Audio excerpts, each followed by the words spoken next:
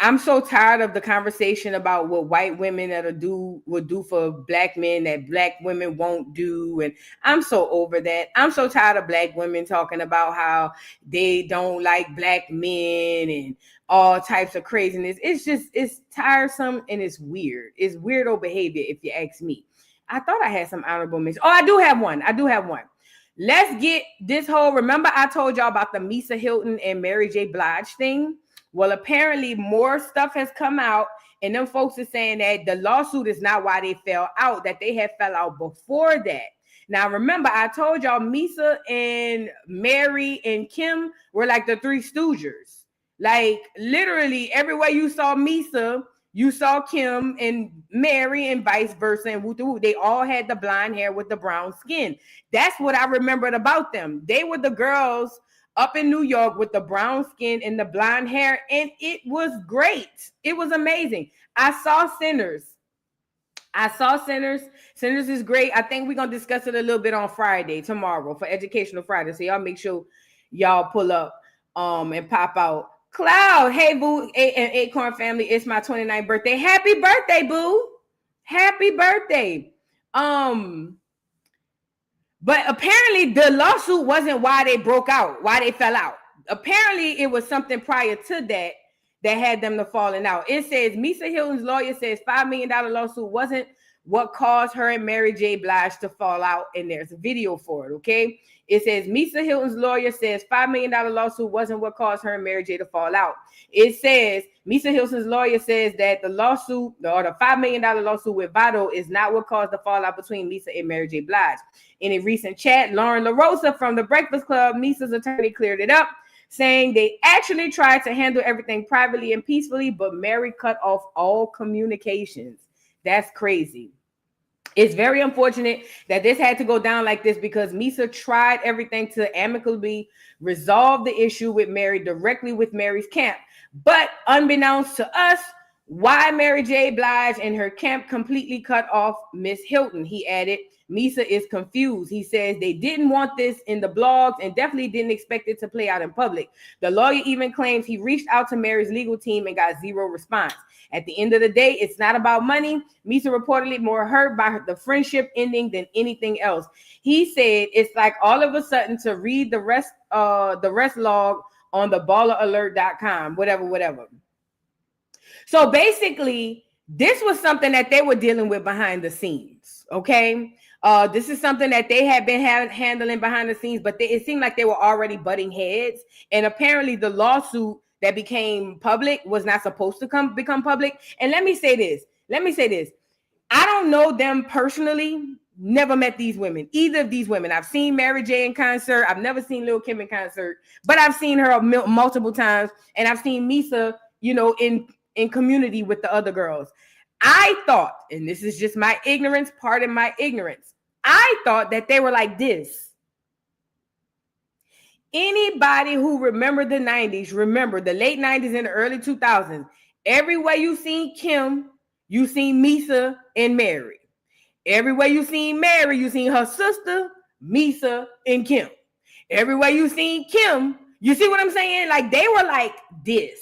So I didn't even realize that this was such a big deal and that they were falling out behind money. Now, it don't surprise me that Mary J. Blige just cut off all ties and communication. She give me those teas. So it don't surprise me. But, it's just, I think it's odd coming from the outside, way far outside looking in, because I thought they were all like, you know what I mean? I really did. They all looked alike. I told you they were the first brown-skinned girls with blonde hair, and it was pretty to me. Let's get into what the lawyer said, y'all. Get the likes up on the video. The Hylton's attorney yesterday when we were recording the podcast, and he agreed to do a live conversation for the podcast or record. Misa's confused, and Misa's tried to reach out to Mary. We did not want this in the media. Yeah, so from what he is explained to us, Misa Hylton was allegedly like blindsided by the fallout of the relationship, which is also very odd because they've been friends for decades. So in the midst of that, what actually started happening was small things with Vado. So he was being invited to, like little private gatherings. There were conversations that were being had with him about like, if you leave her as management, allegedly, if you leave her as management and come over here, we can get you more money. But until you do that, we're not going to do certain things for you, allegedly. And also, he has this new album out, or this new album he's trying to release that they're alleging Mary will not let release because he won't leave Misa as management. Question: when Misa is suing Mary for this money, is she suing for what she thought the Vado album would make, or is that what they spent on the project, the $5 million? It's an accumulation of things. So it's what he would have made from appearances, being, because he actually does shows and stuff and opens up, I'm assuming, for Mary. Misa's confused. According to this attorney, what the music would have made, bookings, all of that. She also alleges in this lawsuit that there are certain bookings and things that he gets because he's Mary J. Blige's artist. That I had no idea he was Mary J. Blige's artist. Yeah, when I heard the music, I assumed, because you started hearing Vado on a bunch of Mary joints and Mary on a bunch of Vado joints, so I assumed they were working closely somehow, some way. Let's take a listen to more information on her trying to reach out before, and the fact. Really quickly, before we move on. So he is Mary's artist, but Mary was trying to get him to come and sign another type of deal with her and her company and leave Misa. See, let me tell you something. Business will run a friendship, family, and it will run it out of it just don't go together. It just don't. Now, I don't even know who this Vado dude is. What is he, a Puerto Rican or something? I don't even know who he is, what he's saying or nothing. But it seems very nasty and disgusting behind the scenes. It seems to me like Vado was going back telling Misa, hey, Mary trying to get me, but she trying to backdoor you too. And Misa and them being friends. You feel what I'm saying? They keep butting heads. I don't know. This is very messy. I'm not from the heavy boo place in New York. So y'all going to have to fill me in on a lot of this. That he was signed to Mary. Before it got to this point where you're saying that this is happening, how much correspondence and what did you guys want out of that correspondence? The first thing that we always do in situations like this is we'll send over what we call an LOI, a letter of intent. Before we did that, though, what we did was we reached out personally. I reached out to her legal team. We know who they are, and we got zero response. And the way that we wanted to do this was, yes, in terms of a settlement. I mean, let's be honest here. Vado, I understand that maybe in 2025, that maybe he's not as relevant as he was prior. But goddamn, somebody telling the truth. He's not signed to an independent label. He's signed to. According to this attorney. Wasn't Misa about 17, 18, young when she got with Diddy? I don't know where I heard that from, allegedly. I heard through the rumor mill that she was real young when she got with Diddy too. I don't know. Mary J. Blige. See, and I'm glad the lawyers say that, because I'm just asking questions strictly from a business perspective. Right. Did Vado ever make Cam $5 million? I don't know. Did Vado ever make Khaled $5 million? I don't know. So I'm just like, where did they get this $5 million? Well, you know, sometimes when they ask, what would Misa and Mary? Why would Misa and Mary think that a Vado album would make them $5 million? I'm just asking respectfully from a business perspective. Well, you know, sometimes when they ask, they over ask because usually it's a negotiation. So maybe that's what the over ask is. But over for somebody, cool. And they also include attorney fees and all the fees of just having to bring this suit and all of that. But also too, remember I told you yesterday they were talking now in the lawsuit. Misa is also talking about the emotional distress and just different things that she's had to endure. And I'm assuming, as a business person, she's taking a hit because you promising this artist to be there and do certain things. So she's anticipating numbers. This is so weird. And probably because I don't know who the Vado dude is. So it's really like, who cares? But I'm more concerned, I'm more interested in the fact that Misa and Mary are not friends anymore. The Vado dude, Let's take a listen. She's more upset of the relationship. It's like all of a sudden you have a sister that you've been with forever, and 40 years later, all of a sudden your sister stops talking to you and you have no reason why. Yeah, but you don't escalate that with a lawsuit. You can't be mad at somebody for not wanting to be your friend. Like, you can't sue me for that. But now the business part, you can. I was about to say that shouldn't even be a conversation. In my talking point. So I was going to ask y'all, when doing business with friends, like a friend like this, if it got to a point where she's not responding, she's being told, Misa's being told, the album's not going to come out allegedly. She got business lined up for Vado, no matter how big or small, and it's messing with her business because she has an entertainment company.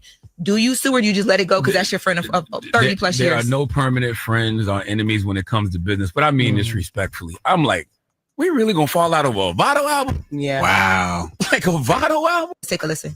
She's more upset of the relationship. It's like all of a sudden you have a sister that you've been with forever, and 40 years. Yeah, I'm sorry. I'm looking this fool up. Is it Vado with a D or a T? Vado Tahiri. How you spell her name? Tahiri. I'm trying to see something. Oh, on Marriage Boot Camp. Oh, I remember this. That weird Mano looking ass nigga. I remember him. Look, this the nigga right here. He a weird ass Mano looking. You know, he look like Lil C's in them. You know what I mean? Look. I look crazy to y'all. I look extra aggressive. Yeah, I remember that food. Yeah, and they just sitting there watching him choke out. I remember him. Oh, no. Like, you lucky I don't hurt you, yo. Are you kidding me? This house is on fire. Just threw that apple in my face for no Hands on. I remember that weird sideshow bob head ass nigga. I remember him. But I don't remember him from no music. I think what I remember him from is this. I think that's what I remember him from this. You see what I'm saying? Girl, bye. Wasn't nobody checking for that Fool's album. I keep telling y'all too. The music game is a young person's game. It's not an old person's game. It's just not. But neither here nor there. Listen, the Vado dude, I think he's just in the middle of them. But at the end of the day, I think that is messed up that Misa and Mary is beefing. It seems to me like Mary was the one cut ties with Misa because she don't want no business or no issues, or she don't want to be held accountable. But I'm going to tell y'all like this straight up. I'm going to tell y'all like this.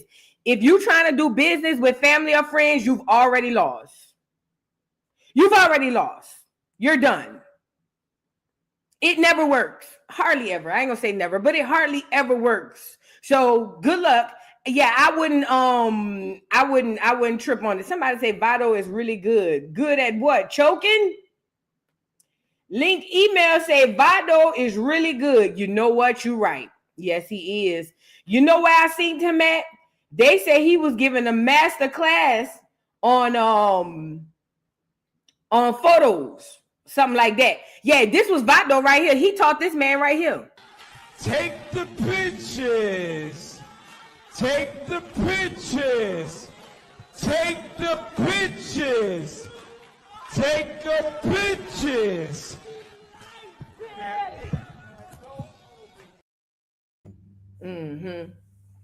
He good at take the pictures and grab him by the back of the neck, by the bike, and take these two fingers here. See, the key to grabbing somebody, because I learned this from Vado on YouTube.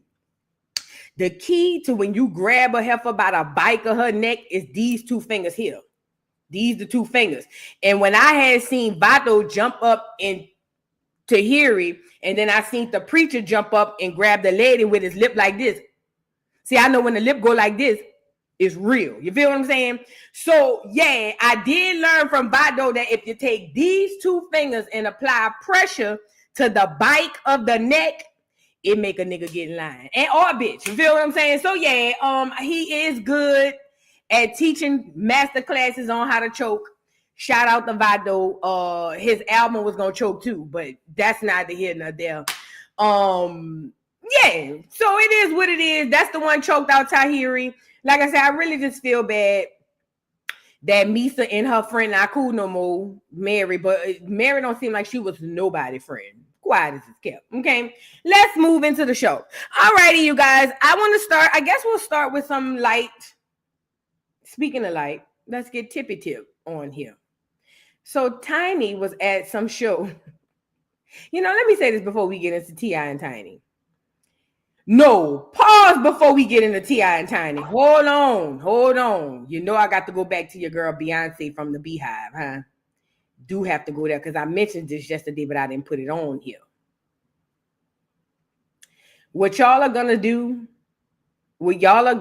is stop making something seems like what it's not. Okay? I'm going somewhere with it. Follow me, camera, in my Messy Maya voice. I'm going somewhere with this. Okay. Now, Beyonce, in my opinion, is the master of ceremonies in the art of colonization. Yes, I never thought until I met Beyonce that a black person, alleged black person, can colonize other black folks up until I met the new Beyonce. Okay? Now, Beyonce does things that's real jacked up, and people look at it as, oh, you should be thankful. Like, for instance, Messy Maya. She put Messy Maya on the beginning of her video when he said, I'm back by popular demand. You feel what I'm saying? And people are like, oh, this is so dope. This is so dope. She recognized Messy Maya. She stole from Messy Maya. So much so, the family had her take him off the record, and she had to pay, as they should. Because I can't go sing Beyonce, if I were a boy. She will come drag my YouTube channel down. You see what I'm saying? It's art, and it's ways around in which you do these type of things. Beyonce is notorious for going around to see what's popular, implementing it into her show, using it for clicks, views, and ticket sales, and then having you gaslighting us to tell us, well, they should be glad that she even recognized it. Are you okay? Are you okay? Beyonce got up here and remixed one of her trash songs with Boots on the Ground, and look at all the black folks. Oh, she's so amazing. I told y'all first, and you ain't gonna hear it from me now. Get me up here. I told y'all this first. If you've been on my channel over a year, I don't know, maybe it was 2 years ago. I can't remember. But I told y'all first. I said Beyonce takes struggles that the poor person has, magnified as if she's in cahoots, not cahoots, or if she's in defense of the poor people, and she uses it to capitalize off of it. She did the same thing with Black Lives Matter. She had her, Kelly, and all of them in the black stuff at the Super Bowl, doing black power fists and all of that stuff, making it seem like she really gave a damn about niggas in the hood. She didn't care. Then she moved on to the LGBTQIA plus community and did the exact same thing. She hired a whole bunch of TSs. She's got a whole bunch of gays, a whole bunch of daggers playing drums. Let's talk about it. I'm tired. Because I watched her do it with Black Lives Matter, and then I flipped back around and watched her do it to the LGBTQ community, and it made me mad. She went and got a bunch of TSs to dance on behind her. She had a few gays to do a little background 1-2 yin yin, and she hired a bunch of daggers with no boobs to play the drums. I was there. I know what I seen. I was there when I seen it. She went and got Big Freddie, 6'7", 380-pound nigga dressed like a church mother. Love Frida down to the ground. This is no shade. I gotta say this part, because this is stuff I be thinking on the inside, but I be feeling like if I say it outside, they gonna be mad. But I don't care at this point. Yeah, she went got TS too. She went got all of the girls. Made it seem like she's an ally to the LGBTQIA plus community by parading all the gays, parading all the TSs, parading all the daggers, and the whole time she didn't give a damn. It was profitable at the time. Same reason why Kanye West went into gospel. It was profitable at the time. She used the LGBTQ community to gain money. And then when that money started drying up, where else did she go? Country music. Why? Shabuzi, the Nigerian with the fake dreads, he over there hollering, cowboy. Then you got K. Michelle finally getting a little recognition. A couple of black girls got some recognition. So what did she do? Grab her cowgirl boots, put on the hat, and put the boots to the ground, put out an album that none of y'all know the songs to, but y'all just so excited to go see her, y'all play like y'all like the music. This is what she does. Now, country music is fading away. It's going off into the sunset. And what's the next trend for Beyonce to blood suck off? What's the next trend? Whoa, whoa, whoa, I got my boots on the ground. And then this is the gaslighting of it all. Beyonce uses was already trending. She did it to New Orleans with the beat. She did it to New Orleans with our gays. She did it to New Orleans even with the punks. She did it with everybody. This is what she does. Now here she come. The whole world is swept by the boots on the ground. And here go Beyonce putting in or incorporating boots on the ground. And the fans of the Beehive is going to look at me and tell me that I shouldn't feel no type of way about it because the queen has acknowledged that she listens to regular music. The queen don't listen to that ugly ass shit. The queen is trying to make her coin. Remember, it works out in her favor too. She's already got the Cowboy Carter tour. Y'all don't know the album, so I might as well slide a little boots on the ground so y'all can at least sing along to one or two songs. Okay? Beyonce is a colonizer.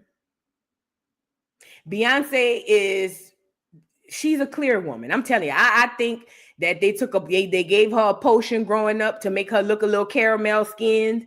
And I think just like on Death Becomes Her, after a while, it get to wearing off. I believe that the potion is wearing off. And that's why she getting lighter as the day is long. Beyonce damn near as white as this paper. I think the potion is wearing off, but this is the gag. The boots on the ground dude is looking at this as he should. These half glass full type teas, like, oh, yo, Beyonce got my stuff down to her concert. But Beyonce is not doing right the business way when she take these folks' stuff. She did the same thing with Juvenile for Homecoming. She did the same thing with Frida and them for home. This is what she did. This is what she does. And the next trend, watch. I've been watching this since Black Lives Matter. The very next trend, watch Beyonce be on the trend because we've gone away from actually enjoying the music from the artist. We don't enjoy that no more. Now we enjoy everything but it. When you went to a Michael Jackson concert, a Patti LaBelle concert, any concert that you knew every song. You already knew the album. When you get there, it's just to hear it live and to see you singing in front of me. Frankie Beverly, you know all the songs. You already know what you're going to hear. You already anticipating the song you want to hear. It wasn't about what you had on. It wasn't about your outfit. It wasn't about who could get dressed up and do the best boots on it. It wasn't about none of that. You went to see the art from the artist, which is the music. Nowadays, music is so trash and watered down. You don't have to go to see the artist you don't even have to listen to the art because people are so mesmerized and pulverized by the artist. It's called idol worshiping. And you don't even realize when she playing in your face and even to the boots on the ground dude, she playing with you. She would be paying me. You know how much money Beyonce making to get on here and say boots on the ground? That heifer will run me my money. And if you ever say it again, you need to cut another check.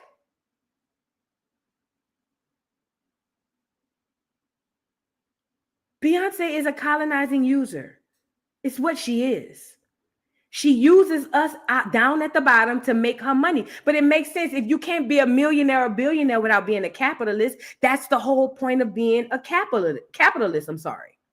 But when I see her incorporate the boots on the ground, I'm one of the very, very, very, very few who's going to look at it for what it is. I'm not going to be thankful that the queen used my song. No, bitch, run me my money. Cut the check. Like Messy Maya family did. That's why when you hear, I see it, I want it. You don't hear Messy Maya part on the beginning no more. Oh, yeah. Messy Maya and them people said, first of all, run me my check. Secondly, you didn't ask me. And third, take it off. And they did just that. They did just that. And if I was this guy, she would have to pay me. I don't care how you feel about it. If you use her stuff, you got to pay her. She got to pay me. But she's a colonizing witch. I'm sorry. But let's get into how she incorporated boots on the ground for her tour that's got everybody like, oh my God, she's so great. That's not her song. I never went to an Anita Baker concert to hear her sing a song from Patti LaBelle. I've never watched, because I've never gone, but I've never watched a Michael Jackson concert to hear him sing Little Richard. I've never went to a Chrisette Michele, Jill Scott, Music Soul Child, Anita Baker, Mary J. I've never went to any of these people's concerts in order to hear them sing somebody else's song. Because when I bought my ticket and I went down to the window at the Ticketmaster, I came to see you perform your stuff. But it seemed to me like in 2025, all you got to do is just bring out the other person with the hit. You get all the recognition. The person with the hit should be just glad to be in your presence. May do it all the time. The person with the hit should just be so glad that you allow them in your presence, even though you helping them more than they helping you. It's weird. It's weird. Music is trash. It's watered down. It's disgusting. Yeah, I don't want nothing to do with it. Let's get into her putting the boots on the ground together, girl. I play this show sometimes.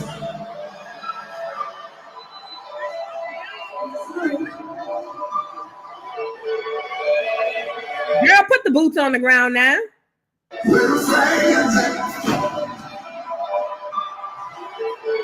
All that demonic stuff in the bike.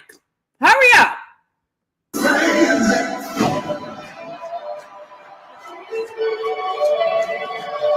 Girl, if you don't put these damn boots on the ground.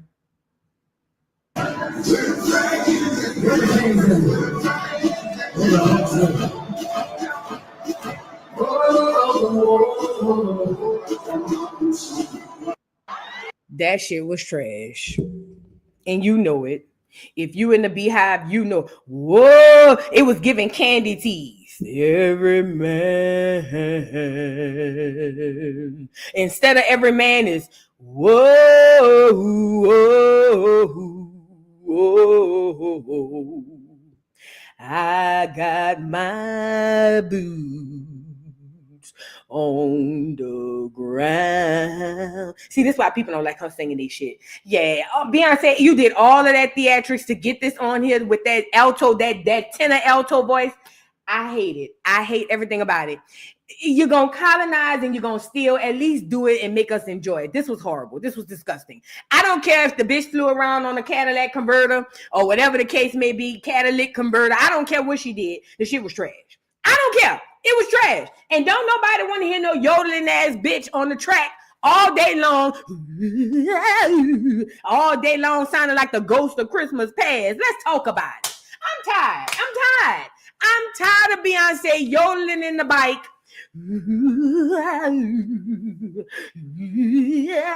Girl, just sing the song, girl. Just sing it. You don't have to do all of that.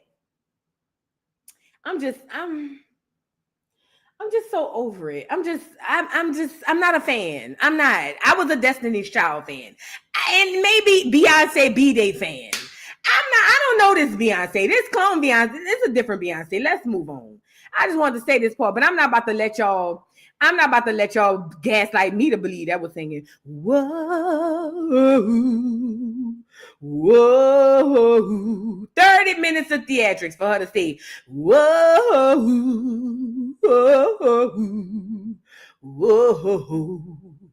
I got my boots. Girl, if you don't cut the mic, bitch, please. Cut the mic. Let's get into the show.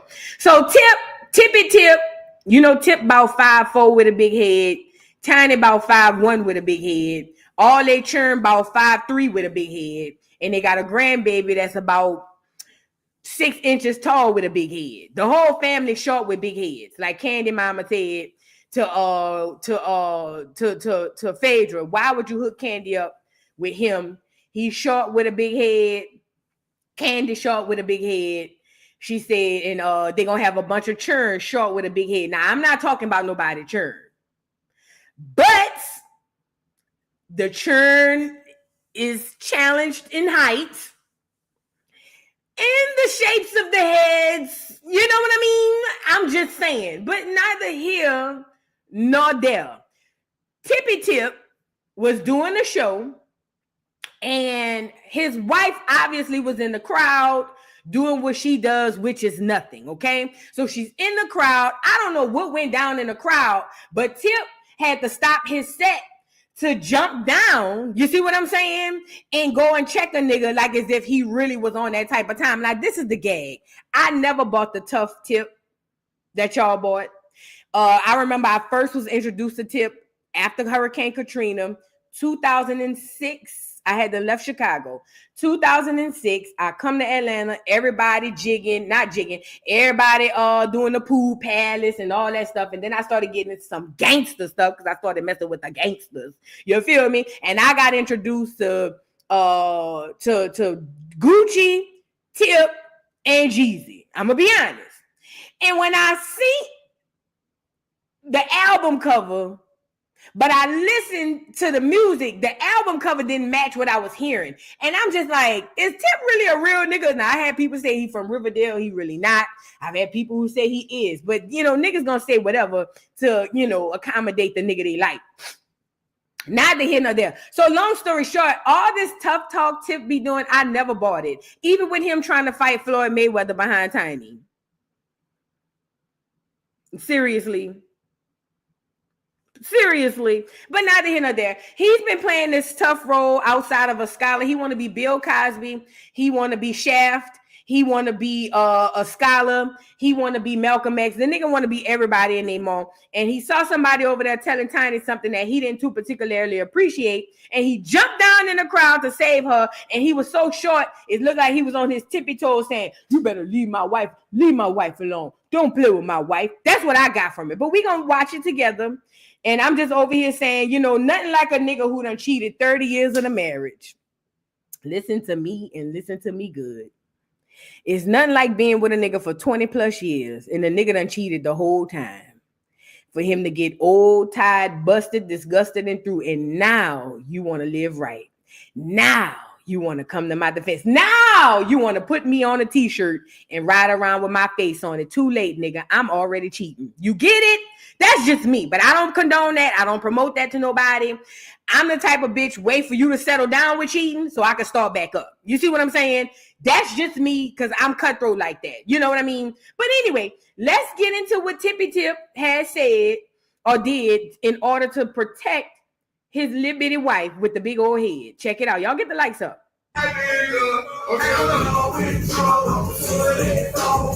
That's how all my niggas roll. Throwing bows on 24.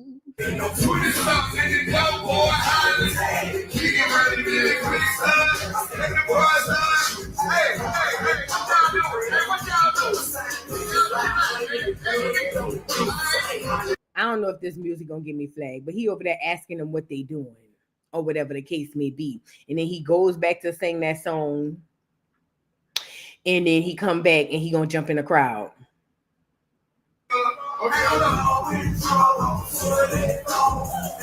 Look at him in the crowd. What's going on? What's going on? And look at T.I. Oh, my knight in shining armor. Oh, I love him.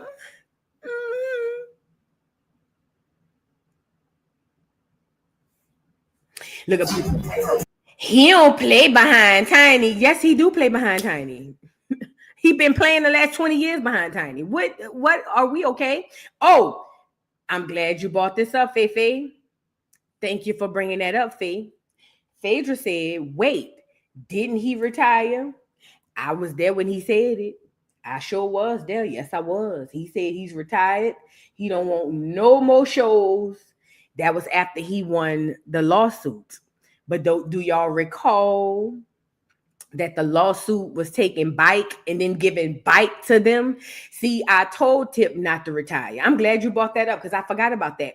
I told Tip not to retire. I said, because one thing about the clears in the black robes, they don't want you to have that type of money and walk away. And Tip was on here saying, I don't care what y'all say, I'm retiring. And guess what?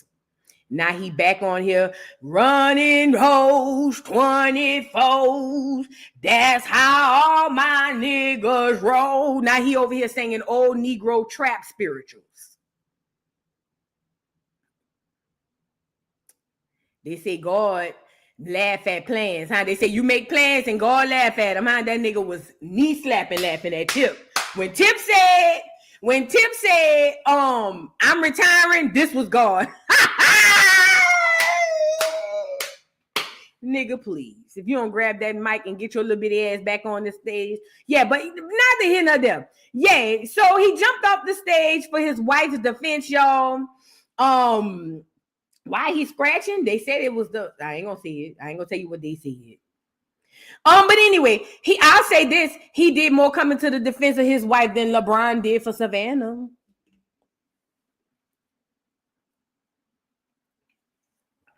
At least Tip acted like he was going to do something.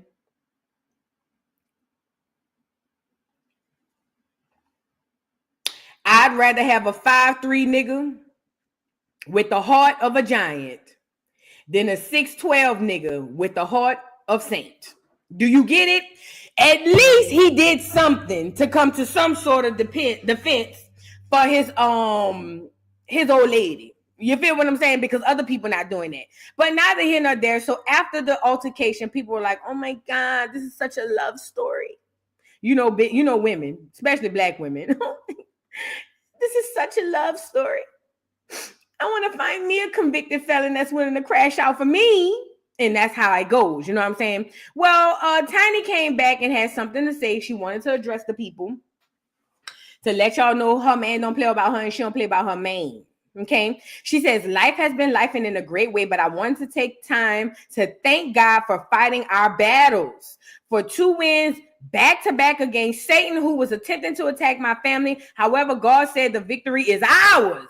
She says, we will continue to celebrate life with the people who we love and love us, raise our kids and G kids the best way we know how. Thank you to our team and lawyers at Andrew Bretler and the GH and PH parties as whatever. So basically she was out here giving a vague, like, thank you to my husband for stepping down and help me. I'm so glad the man didn't steal off on him because he would have beat my husband down, but he did step down and help me out. So shout out to Tip and Tiny. You know, I told y'all the other day he had a big old poncho on with Tiny whole face on it. See, he tired of cheating now. That's what it is. He's slowing down on the cheating. And that's what niggas do. You know what I'm saying? They spend your whole life wasting it. And then they finally get it together when you over it. You know what I'm saying? Tiny, now is your time, honey. Now it is your time. But neither here nor there, they look to be in love. He went out and helped this old lady. Congratulations to both of them for feeling like they in love or something like that. You know what I'm saying? London, thank you for the super sticker. Thank you, London Love. And Divine Empress, thank you for the super chat. Get the likes up. Love you, Vu. Yes, Divine Empress, let them know. Get the likes up. And I love you back. You guys, I will be going live at 5, probably a little bit before, but maybe 5. I will be going live at the Dollhouse at 5 where we will be discussing what's going on with Funky. Because I have a few questions. What's going on with Funky. But neither here nor there. That was their little story, girl. It ain't nothing to really ride home about. Let's move on. I want to go get Jaguar.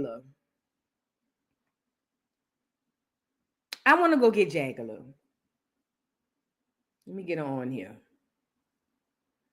Now, a lot of you guys may not know Jaguar. No, I think y'all all know him.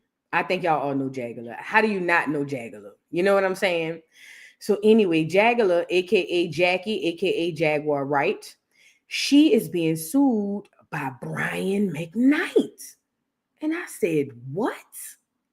So apparently, of all the horrible, disgusting, nasty things people have said about Brian McKnight, whatever this girl said done took the cake or whatever. And we talking about Jaguar. Now, according to Jag, everybody named on an R-worded her. You see what I'm saying? According to Jag, she can't catch a break. Jag has been R-worded by everybody, including Jesus, and her, if you ask her. You feel what I'm saying? Now, I don't know exactly what Jag said. Hold on. I'm gonna pull it up for y'all, and I got an article so we can get into a little detail about what's going on with Jag and Brian McKnight. But we gonna find out together. I don't know what Jag was saying that really got him all jacked up like this, but whatever it was, them people wasn't feeling it. It says, according to the neighborhood talk, is this: Yes. It said, oops, Brian McKnight sues Jaguar Wright for alleging he physically abused his ex-wife and prostitutes. It says, looks like Jaguar Wright will be staring back at $1 in what? Will be starting back at $1 in the account. In that account. Wait, what? Looks like Jaguar Wright will be starting back at $1 in that account. Neighbors, Jaguar Wright, who wrote this? Jaguar's been all over social media alleging Brian McKnight abused his ex-wife and paid prostitutes just to rough them up during sex. Brian says that's a lie. In the legal docs, Brian says she also claimed he beat his ex-wife, Julie McKnight, who Jaguar says is her cousin. Brian's response, he never laid a hand on Julie and didn't even know Jaguar was claiming family ties. Let's not forget, Jaguar also made wild accusations against Jay-Z and Beyonce, even hopping on Piers Morgan, showing claims that the Carters have more victims than Diddy. That got so messy, Piers had to apologize after getting legal heat from Hove and B's team. Now Brian says Jaguar knew she was lying but dragged his name anyway, and he's suing for damages. He might have abandoned his biological kids, but physical abuse is where he draws the line. Whoever wrote this was messy. Okay, so Brian McKnight is suing her for, in his mind, he says she lying on him, that he didn't never abuse his wife and pay no prostitutes to rough him up. He said that was a lie. Now, I have this article on him. Let me share it with y'all. It says, Brian McKnight has filed a lawsuit against fellow R&B singer Jaguar Wright over claims she allegedly made regarding his past relationship with ex-wife Julie McKnight. Within documents obtained by TMZ, McKnight claims that the Wright family defamed him by saying he was abusive toward ex-wife Julie, whom Wright claims is her cousin. The Back at One artist claims he never abused his former partner and says he was unaware of Wright's alleged relation. What is that? Alleged relation to his ex. It says McKnight adds allegations that Wright claimed on social media that he hired prostitutes only to physically assault them during sexual encounters. Another claims the songwriter denies. The crooner believes Wright knowingly shares the lies with the public and is therefore suing for defamation, seeking unspecific damages. So he didn't say what he wanted yet. In recent years, Wright has been known for her celebrity-centered tales that often find her accusing these stars of heinous acts, notably claiming in a 2024 episode of Piers Morgan's show Uncensored that Jay-Z and Beyonce are a nasty little couple. I remember that they're a nasty little couple who have held people against their will and put people on planes while they're unconscious. It says, I've talked to hundreds of victims that I deal with myself. I have 3 victims right now who are willing to give testimony about not only what Mr. Carter has done to them, but his wife as well, she said at the time. You know she was lying with that. While the Carters didn't sue, they did give their legal reps reach out. They did have their legal reps reach out to Morgan and request that her total false claims be removed from the interview. And we all know how that worked. Y'all remember when she was doing that? I ain't know. I said, I ain't know. Remember she was doing that on that show, Unplugged? It says, well, Jaguar unexpectedly made several serious allegations about Jay-Z and Beyonce during that interview. Morgan shared with his audience. As I said in the moment, they were not present to respond or defend themselves, but now they have. We had lawyers contact us to say that those claims were totally false and have no basis in fact. And we've therefore comply with a large legal request to cut them from the original interview. All right, so we don't need to read all the rest of that. Brian McKnight basically saying that Jaguar Wright is lying on him by basically saying that he abused his ex-wife and he pays for prostitutes. Now, he's not saying what he's looking for. And I'm wondering how her voice stood out more than anybody else's, because a lot of people have been very vocal about Brian McKnight being a deadbeat father. But apparently, her giving them type of, interviews saying those things has harmed him in some way, and he's suing. Now, Jaguar doesn't really have anything. She does have a YouTube channel. So maybe he can collect that. I don't know. I'm wondering now if his ex-wife is truly Jag's cousin. Because let's really be clear about this. And I'm not a fan of Jag. I'm not. But I want to say this part. I believe that when Jag speaks, Jag speaks from some level of truth with a large dose of razzle dazzle, and some lies for entertainment purposes. I believe that she tells stories in the first person to add herself into the story, but I believe a lot of these things are things that she's heard, and I believe that she believed those things too. So let's really be clear. But I don't believe that all these stories Jag tell with these firsthand experiences, I don't know. And this is outside of Brian McKnight. You know what I'm saying? This is outside of Brian McKnight. As it pertains to her saying that his ex-wife is her cousin and all that stuff, I'm wondering how he would not have known that, seeing that he was married to her. But again, it could be, if this is true or if this is false, it could be one of those things where Jag has to put a little razzle dazzle on it to add herself into the story. Okay, I don't know. They say Tasha K spoke with the wife. What did the wife say? I don't know. But the point I'm making is, I'm wondering with Jag is, it's lucrative for her to go around and tell these celebrity stories because she was a celebrity and she has proximity to some still today. But ultimately, she's making money off of being able to go around and tell these stories to us because she has more access to them than we do. And she has more of a reason to be believed than me, who's just sitting behind a computer guesstimating on some stuff. You know what I'm saying?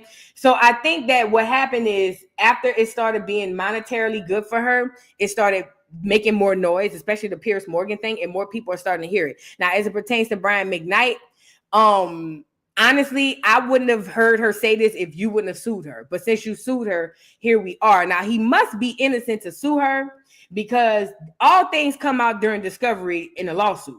So he must be true. He must be not guilty to sue her and bring this into a court of law. See, that's why I felt like Jay-Z didn't sue her.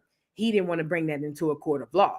I don't think it was because of Jag specifically. I think because of the skeletons that was going to come falling out of the closet. See, I'm not one of y'all. I'm not running around here thinking that Jay-Z is innocent because they had the lawsuit drop. Because I understand that money talking bullshit walks.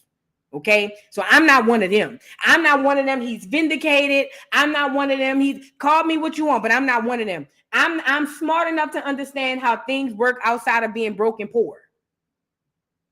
However, I don't think he wanted to take that to court or take her to court because then a whole bunch of skeletons will come falling out of the closet. So for Brian to take her to court, it seems to me like he's heavy in his convictions and he knows that he didn't do anything and he's trying to silence her or shut her up. I don't know how this is going to work because, like I said, nothing from nothing leaves nothing. She does have a YouTube channel. Maybe he can go and grab that. I don't know. But Brian McKnight, honestly, we're not going to put the moral compass at you buying prostitutes and roughing them up and slapping your ex-wife.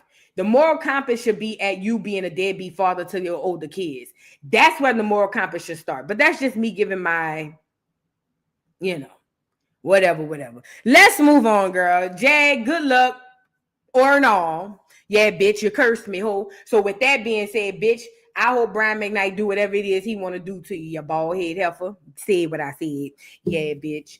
I hope Brian McKnight take your them edges out the side of your head, bitch. Bitch, I hope Brian sue you for your voice, ho. Let me stop. I still don't even hate Jag. That's the crazy part. I still don't hate Jag. I think Jag throw it off. I don't hate her though. But anyway, let's move on. Let's get into this. We did this already. Now I want to get into Porsha.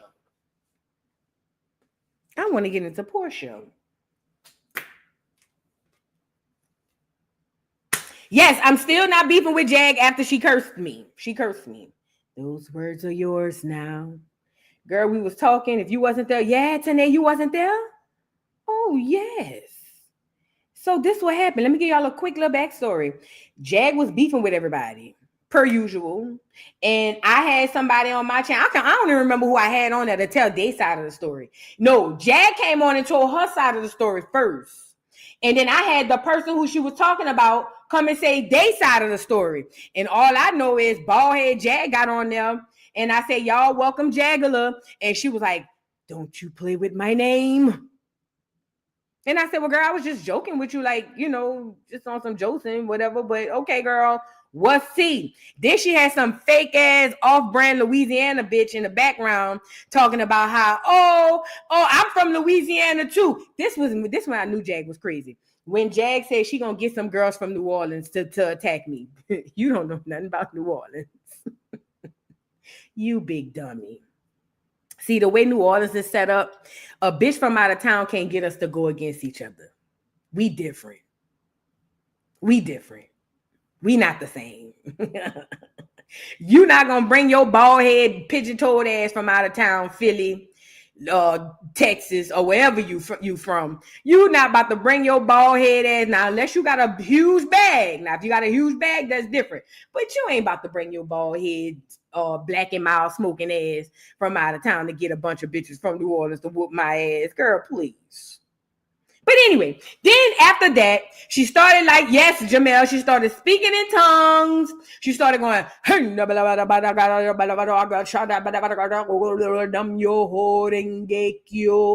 said, is this bitch speaking Vietnamese? This is a real question.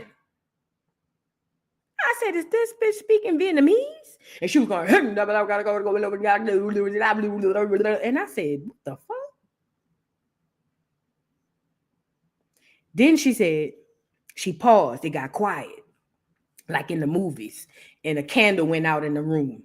I never forget it. I had a candle lit behind the computer.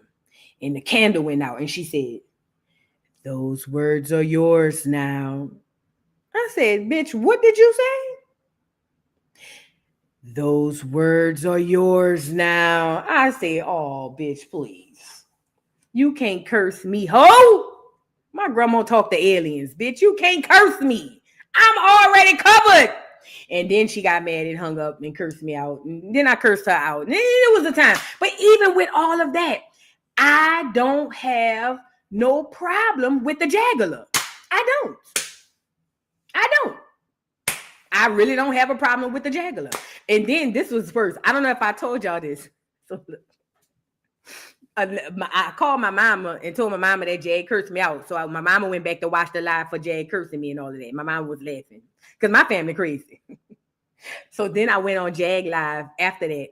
And Jag had brought me up. And some bitch named Voodoo. I don't know who the bitch thinks she is. But I cursed this bitch.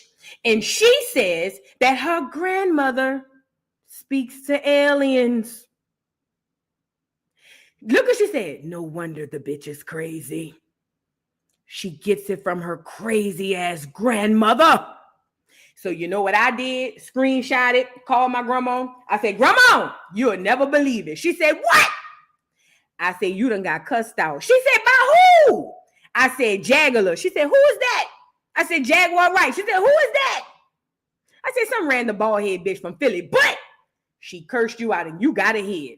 And when I played the live, but when she said, no wonder I'm crazy. I must have got it from my grandma. My grandma laughed her ass off and said, you should have told her, not only do I talk to aliens, I see angels, spirits, dark. And my grandma started, you should have told her everything. I said, but see, that's what I'm trying to say.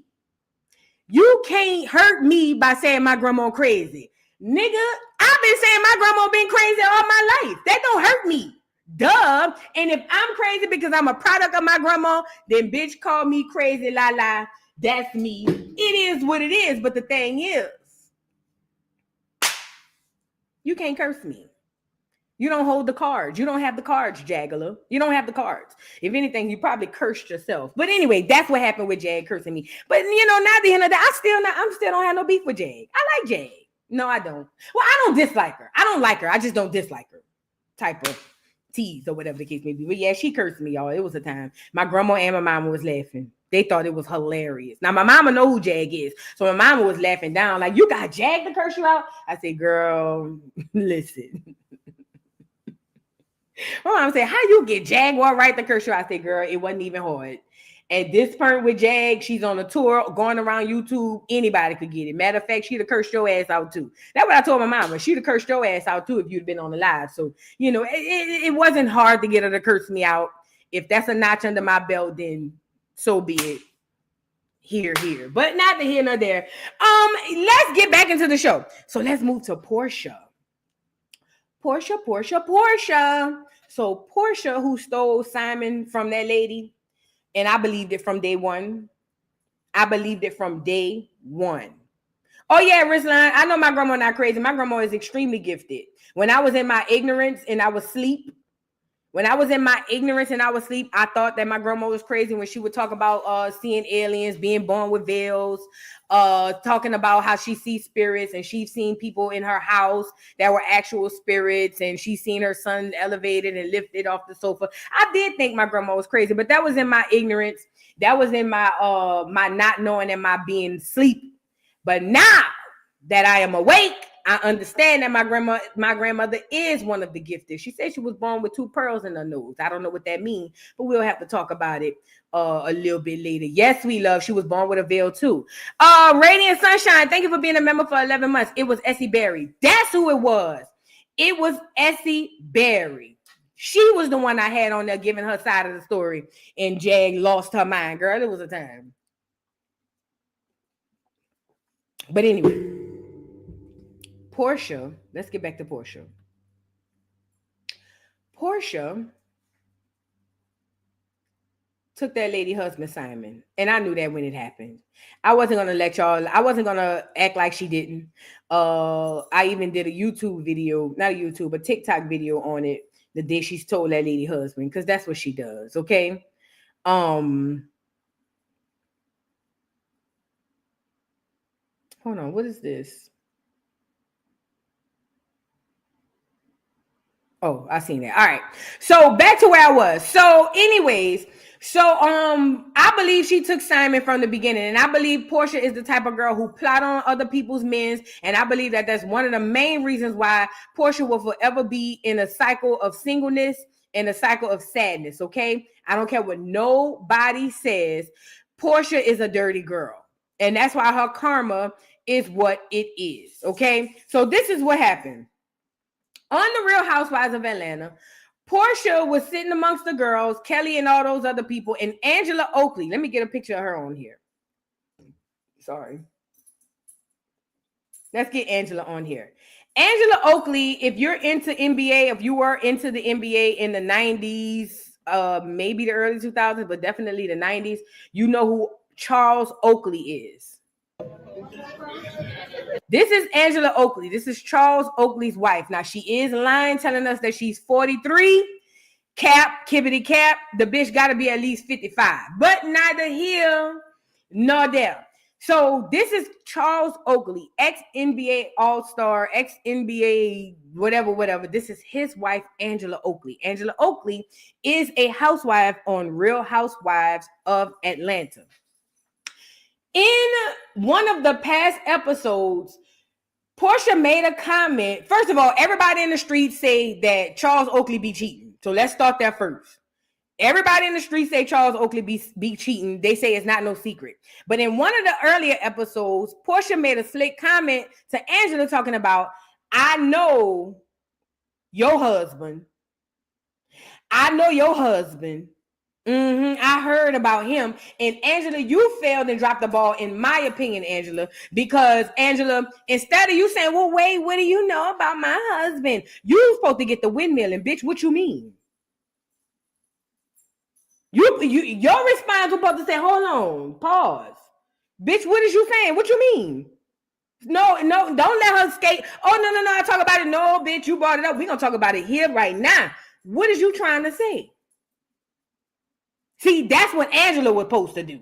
You see what I'm saying? But see, Angela let her live and let her. And see, you got to understand, women are competitive just like men. It's just that we're competitive a lot of times over men. And what Porsha was doing at that time was poking to see how much she can get. Let's see if I could play with her. I'm about to say I know about her husband. See what she do. And Angela, what do you know about Charles? You know anything about Charles? Oh, no, girl, I don't know about you. Oh, okay. Now Porsha knows she could play with you. Now she knows she can play with you.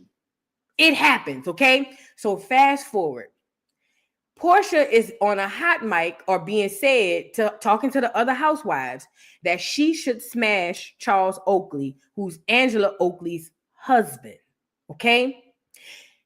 First and foremost, Two people on this franchise that I've always told y'all I will not be okay with what they did pertaining to other people's husbands was Kenya Moore when it pertained to Apollo and Phaedra. She was extremely inappropriate, extremely disgusting, extremely disrespectful. Talking about Kenya.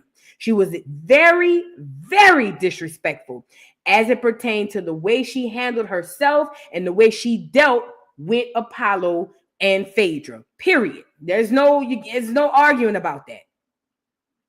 Yeah, I hated her then. I could not stand Kenya back then, Special K. So me and you are the same. I could not stand Kenya back then. I did not like her. There was nothing about her I liked. Okay? Kenya and Porsha. And the reason I'm adding Porsha with that is, number one, I get it. Phelan was not a housewife per se, but she was on the show. But at the end of the day, you went to that lady's house. You went to this lady Phelan's house. You met this woman, sat by that lady pool, smoked hookah. You acted like you didn't know him, but it was nervous when you shook his hand. And you was already plotting on that lady husband. And you got him.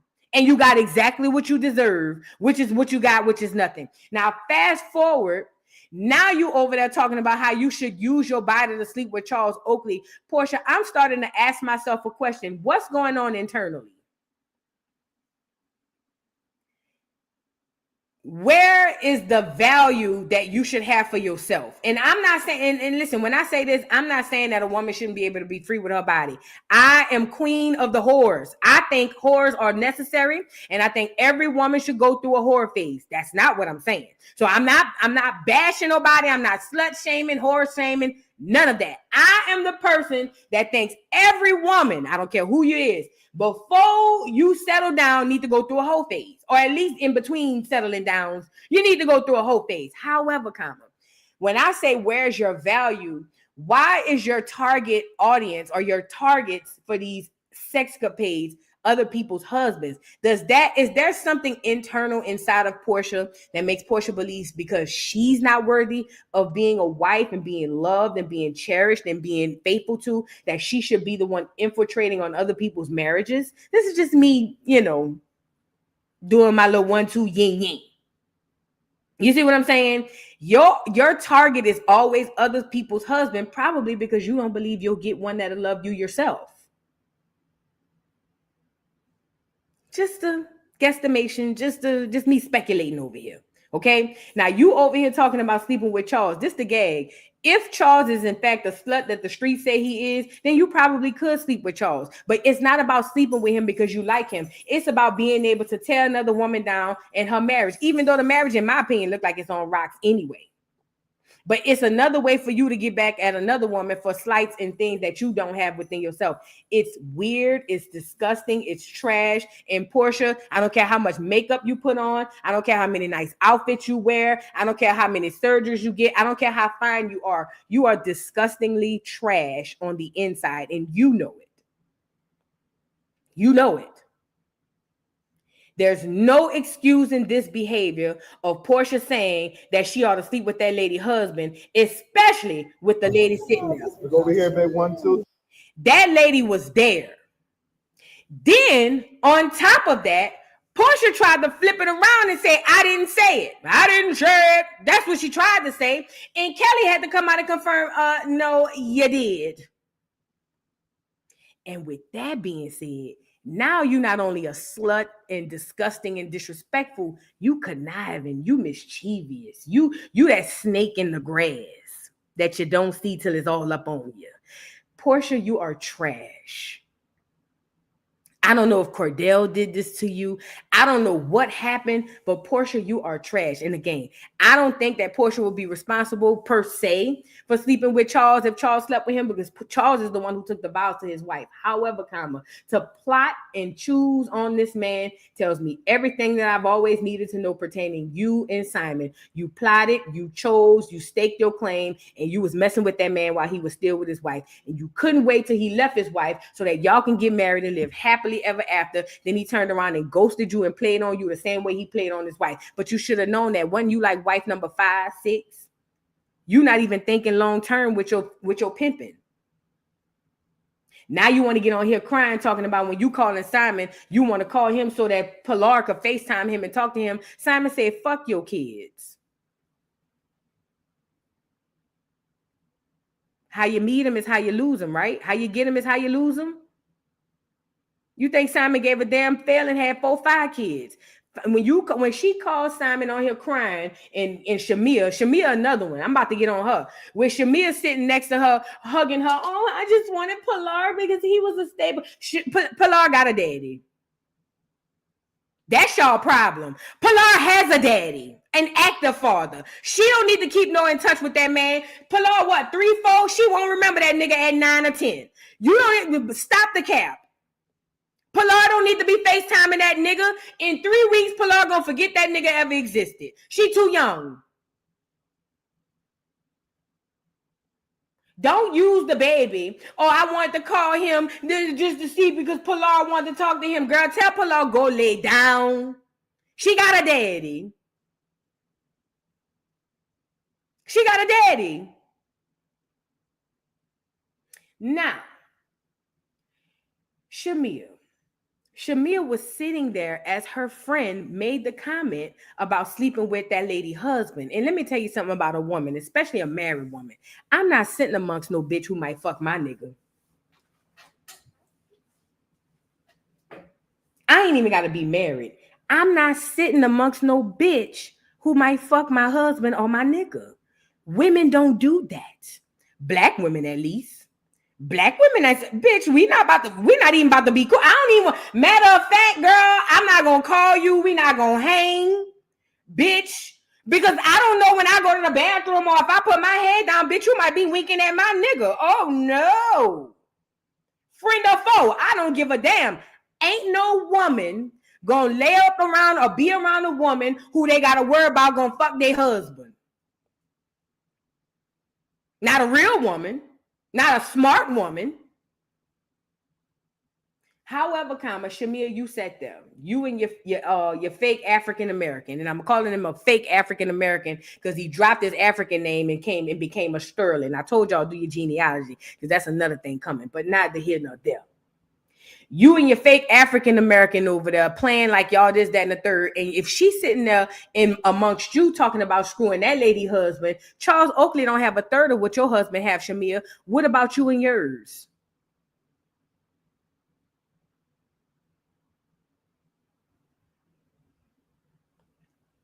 Let me say it again. Charles Oakley don't have a third, Shamia, of what your husband got. So you trust her to say she'll smash on Charles Oakley, but don't think she'll wink at your husband? But I already told y'all, I believe Shamia be in the freak offs with Candy, Tiny. I think they all screwing Toya, all of them. I think they all in a big old freak off. But I think that Shamia sitting there and not saying anything, this is the reason why people had that big issue with Cynthia when she checked Kenya about pulling those poster boys out. See, y'all want people to just be around y'all and lie to y'all even when y'all 100% in the wrong. As a wife, as a woman, scratch the wife, as a woman, if my best friend was sitting next to me talking about sleeping with that lady husband, I'd have said, now bitch, you out of pocket. No, that ain't no. I ain't no, I'm just playing. Bitch, you down bad. Why would you even think like that? But Shamia is a lapdog. Shamia is one of those girls. She just Shamia has everything but the fame. So Shamia, in my opinion, it seemed like Shamia hanging around Porsha because Porsha comes with clout, fame. She wasn't getting that on her own. You see what I'm saying? But ultimately, her sitting around there saying that, Porsha, you're trash, you're disgusting, you're nothing. And this is why your life will always be what it is. You'll be the beautiful girl who just can't find love. I'm telling you. So let's get into, Let's get into what had happened with this whole situation. So, okay. This is Kelly confirming it, but I think I have, this is her on Watch What Happens Live. So I don't have it. So we know that she said it, right? I don't have the clip. Now, this is Angela Oakley's response after she found out that Porsha said she would sleep with her husband. And Angela, part of this is your problem too, because I don't know, well, ain't she from Chicago? Chicago don't breed no weak ass bitches like you. So I'm confused. I'm of confusion. She must be from the white side of Chicago. What's the clear side of Chicago? That must be from where Angela from. She must be from the outskirts, Richmond Park. Don't ask me how I know. I used to live in Chicago. But yeah, she must be from the outskirts. She can't be from the Chi, because the way she's sitting up there, East Side Ace, the way she's sitting up there high. If Porsha says she's gonna sleep with your man, you better believe her. Girl, where you from? Let's get into her response to Porsha saying she's gonna sleep with her husband. You better listen when Porsha says she want to your husband, because as history has shown us, she will your husband. You better listen when Porsha says she want to your husband, because as history has shown us, she will your husband. So if you know that, Angela, my question to you would be then this. If you know that Porsha will actually screw your husband, why is you over there playing nice with Porsha? Girl, it would be up. What are you on? Because at this point, it's bigger than you sleeping with my husband. Bitch, you disrespecting me. Are you okay? Bitch, are you insane? Bitch, this is bigger than my husband. Bitch, you really, first of all, and I'm the type of person, if I don't catch it right then and there, I'm the type of go back and go rethink some shit and be like, oh, that bitch played with me then. You sat up there and made the comment about my husband getting around in front of me, and you was playing with me right then and there. Now you're going to get on here and admit that if Porsha says she's going to sleep with your husband, then she really going to sleep with your husband. And then what? See, now I see why Charles cussed your ass out. You slow as a turtle. Girl, I would have whacked Porsha and wherever the fight go, let the chips fall where they may. Bitch, don't disrespect, because at this point, you disrespecting me. You're not even disrespecting my husband and my marriage. You're disrespecting me. But this is Angela Oakley's response. Now, on Watch What Happens Live, Andy Cohen asked her, did she say that? And this is what Porsha had to say. Porsha is very slick. She ain't as slick as she thinks she is, but she's very slick. Let's get into what Porsha has to say. Oh, and by the way, living in Atlanta, you could be the most beautiful girl in the world. That's the hardest place for you to find a man and or love. Because, bitch, for every one beautiful Porsha is 50 more of them hoes coming outside of the doggone mall. I'm just telling you now. So her beauty ain't no match in a place like Atlanta. So let's get into it.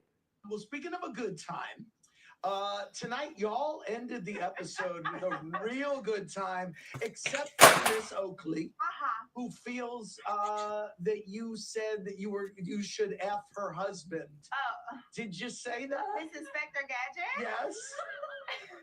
First of all, my public apologies. But I don't know anything.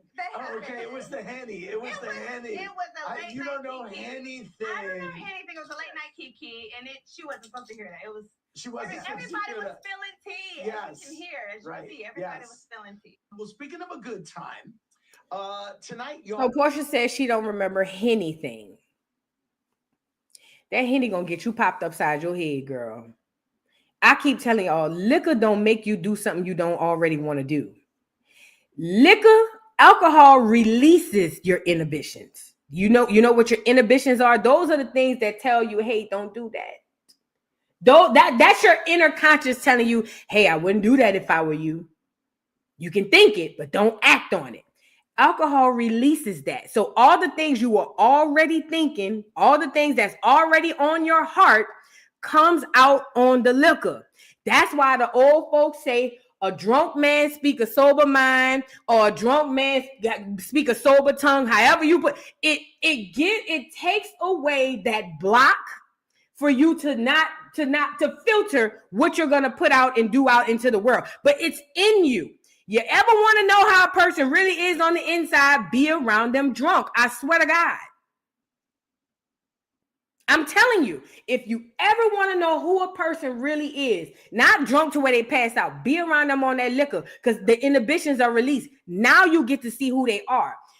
Porsha blaming it on Hennessy is bull crap. She been eyeing that man. Porsha, you're trash. You're simply trash. And for Angela to still be on this show, letting you play with her like that, she's dumb. She's dumb and stupid too. Now let's get into Kelly basically saying that Porsha did, because remember, Porsha on here saying she don't remember anything. Well, Kelly, who's the new housewife, she came on here and said, no, she said that. Check it out. Shout out to everybody in the building. Y'all get the likes up on the video. Is married to the one and only, is what you said specifically, right? The one and only, right? The one and only man that Porsha said that she would. She said she better calm down before she sleeps with her husband. You actually were the one to expose it a little bit, no? I mean, you know. I mean, Angela heard it. Angela heard it. Yeah. I mean, Angela heard it. I didn't expose anything. I mean, everybody heard it. But you co-signed the fact that she said it. She said it. I mean, I can't. Yeah. You know. So what do you think about those comments? I mean, hide your husbands, hide your wives. That's all I can tell you. Do you feel like your opinion has changed on Porsha? Let me say this. I can say, being a woman that went through a very nasty, traumatizing divorce process, I feel bad for Porsha. You know, at the end of the day, I would not wish divorce on anyone. Right. And I know that it is very difficult mentally, physically, financially to go through. So I can say that, you know, no matter what our differences is with, you know, how she gets her husband or whatever the case may be, I still feel sorry for her in regards to her going through that process, you know, but. So if her next wedding is Charles Oakley, would you attend? Now. Would you attend? What is happening? I'm just saying, you never know. No, I would never. I think that's crazy. Listen, I've seen crazier things happen on the I house. got nothing to do with this. I mean, Angela already did. Hell, Fallon was at Porsha wedding with Simon. Did y'all know his ex-wife Fallon was at the wedding? Girl, it was the time you had to be there. But anyway, Kelly admits that Porsha did say that, but I find it odd that she still finds some victimhood or victim mentality in Porsha after Porsha is the one committing the offense. I don't give a damn about no divorce. A divorce gonna get your ass whooped playing with my husband, and I don't even have one. A divorce gonna get your ass, gonna get you a swift kick in your ass. I don't give a damn about what she going through. That's probably why she going through what she going through. Because her intentions aren't pure. I don't quite get this. And to answer the question, yes, they will all be at the wedding, just like they was at the wedding with Simon. These people are followers by nature. Yes, she's going to say that she don't like it. But if they were to get married, if Charles divorced Angela, and then somehow, some way, 6 months to a year later, him and Porsha end up engaged, all the housewives going to be there. That's how I go. That's how I go. It don't really matter until it hits your hometown. I get it. In that industry, it's a small window of people, a small group of people, and they all sleeping with each other. So I get it. You know what I'm saying? Me and my old man was talking about that last night. And no, especially with the NBA players, they all sleep with the same woman. That's why these women be having 3-4 baby daddies out the league. You see what I'm saying? But ultimately, I understand that they all sleeping with each other, but I also feel like there has to be a boundary. But then again, I'm not rich and famous, so I guess I would have to be rich and famous to understand that when you have money and you have clout and fame, then there is no boundary. I don't know, maybe that's the case, but I know down here in the regular world, Porsha would have got dragged for even playing like that. Niggas ain't playing like that. Niggas is not. And Charles old as dirt anyway, so I don't know why she would want to screw him. She must have heard that peen was good. That's the only thing I could see.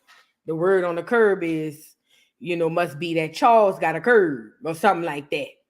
But yeah, that's something you keep to yourself. So I can say, talking about Henny did it. Girl, bye. Let's move on. Porsha, you're trash. I just want to say that though. Porsha is trash. Kelly, and you sitting up there not saying nothing, you just is trash too. It is what it is. Let's move on. Let's move to Shadur Sanders. So, y'all know we've been going back and forth with this doggone this draft with Shadur Sanders, who's Deion Sanders' son. He's a quarterback. And during, I have the video, during the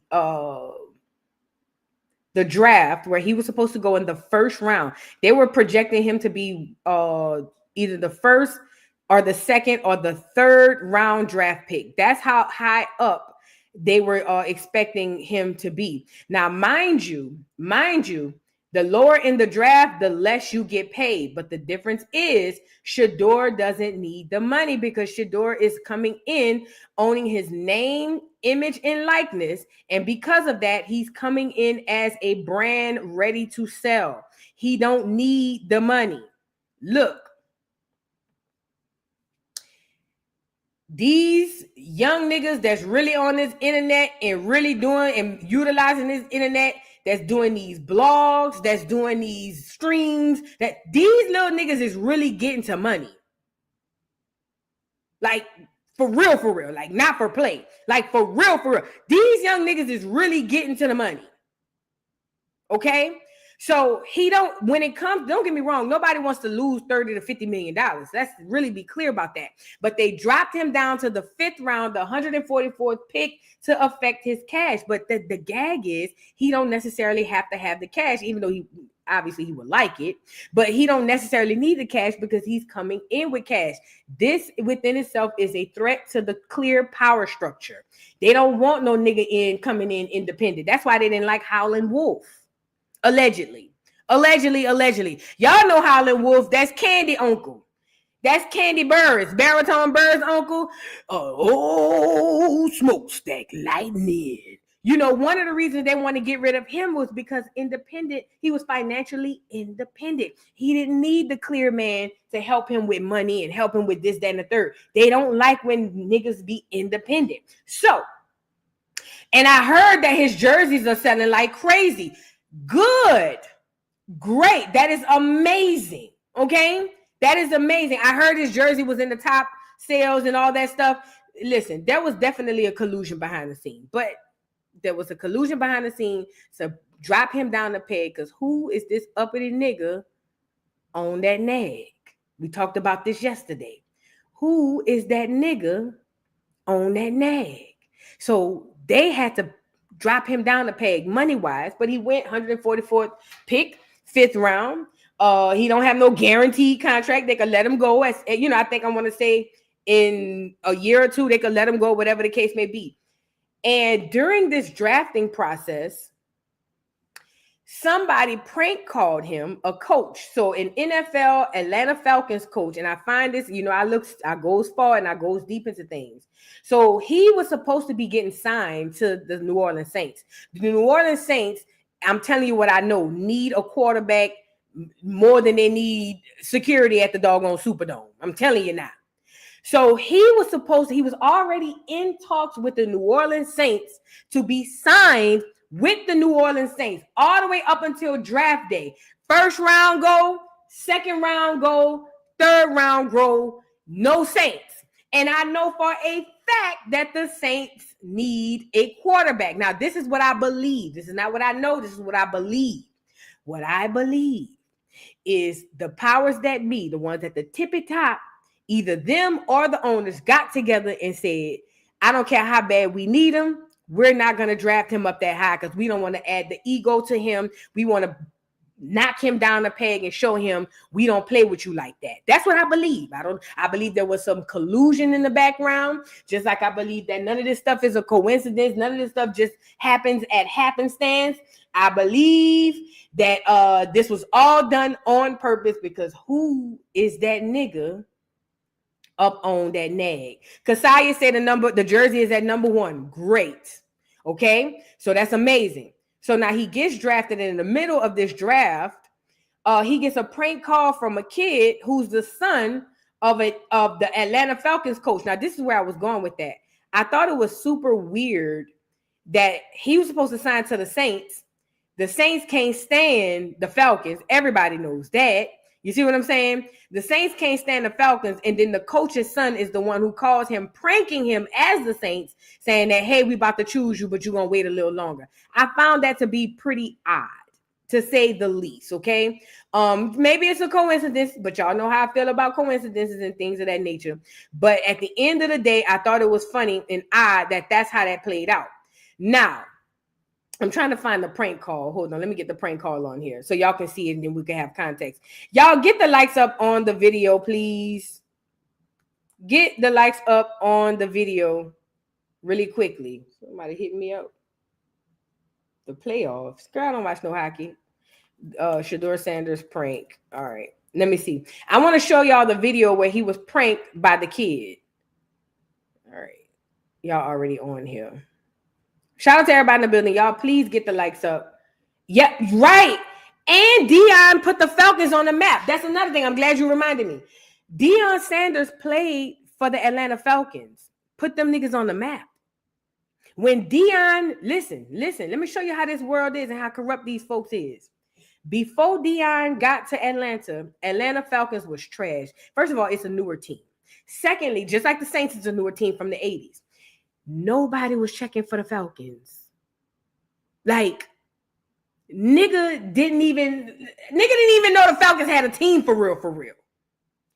It wasn't until Deion Sanders came there with his Jerry curl and his leather jacket and whoop and put the Atlanta Falcons on the map. So now, fast forward, I believe the league is trying to get back at Deion. This is what I believe. And a child will pay for the sins of his father. And I believe that Shedeur is over there paying for the sins of his daddy. Because why are they honing in on Shedeur so hard? You know what I mean? Is a whole nother story. I think they're trying to get back at Deion, but neither here nor there. The fact that it was a coach from the Falcons, a team in which he played and made popular. Because if it were not for Deion, you still wouldn't know nothing about the Falcons. You feel what I'm saying? Well, no, because then we had Michael Vick. But I'm just saying, at the time, if it were not for Deion, the Falcons would not have been on the map. And that's a coach from that team whose son who did the prank.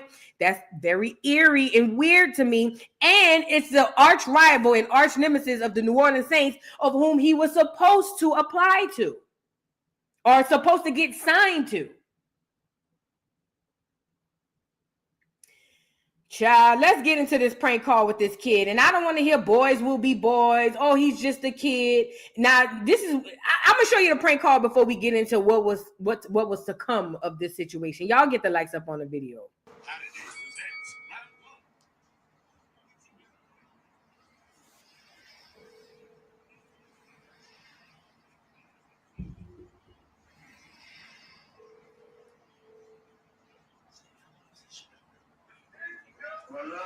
Hey, is this Shedeur? Hey, this is Mickey Loomis here, the GM of the New Orleans Saints. How you doing? This is Mickey Loomis here, GM of the Saints. How you doing? Good. How are you, man? Good. Been waiting on you. Yeah, we have. It's been a long wait, man. We're gonna take you with our next pick right here, man. It's gonna be legendary. But you're gonna have to wait a little bit longer, man. Sorry about that. Oh my God! He's funny. Now, mind you, if you pay attention to the language that was used in that conversation, when he said it's Mickey Loomis from the New Orleans Saints, Shadeur's response was, "I've been waiting on you, man." They had already been in talks to sign him. So all this new situation coming out, oh, he had an attitude, oh, nobody wanted to sign him, that's cap.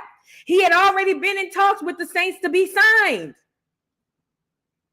Now, the clear boy called him playing like Mickey Loomis, and he like, we're going to take you here at the next pick. And he was like, that'll be awesome. And then he's like, well, you're going to have to wait a little longer. This is what, you see what I'm saying? Do y'all see the coincidence? Like, it's too much involving or revolving around him and his dad's past and his future or trajectory moving forward. So this is the kid who did the prank. I want to see if there's a video from Deion's son perspective, because there was that too. Hold on. Let me see. Is that the kid? Let me see. Yeah, I think this is the prank. Yeah. Yes, sir. Let's be legendary. We have. It's been a long wait, man. No, for sure. We're gonna take you with our next pick right here, man. Yeah. Yes, sir. Let's be legendary. But you're gonna have to wait a little bit longer, man. Okay. Sorry about that. Ready to go. What does that mean?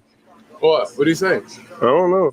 How you gonna ask us what it means and you was on the phone? You heard that? You said you're gonna have to wait a little bit longer. Okay. Sorry about that. Why did he call? What the fuck? That's I don't know what that was. It's 50-50. But nobody got this number though. It was private. Did they just troll, bro? It can't. Man, he just got trolled, bro. They tripping now, fam. Now I'm gonna crash out, bro. We have, it's been a long wait. So that was the perspective from Shadur Sanders getting the call, thinking that it's really Mickey Loomis and it was really the prank call. Now, this is the gag. People want to say he's disrespectful, he's cocky, he's arrogant. But when that boy was on the phone, he said, yes, sir. Yes, sir. No, sir.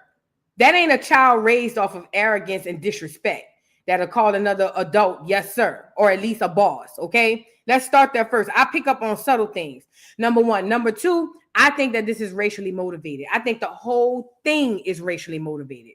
I believe that because I believe that these folks feel like ain't no nigga about to come into this league acting like he this, that, and the third. Nigga, we is your daddy.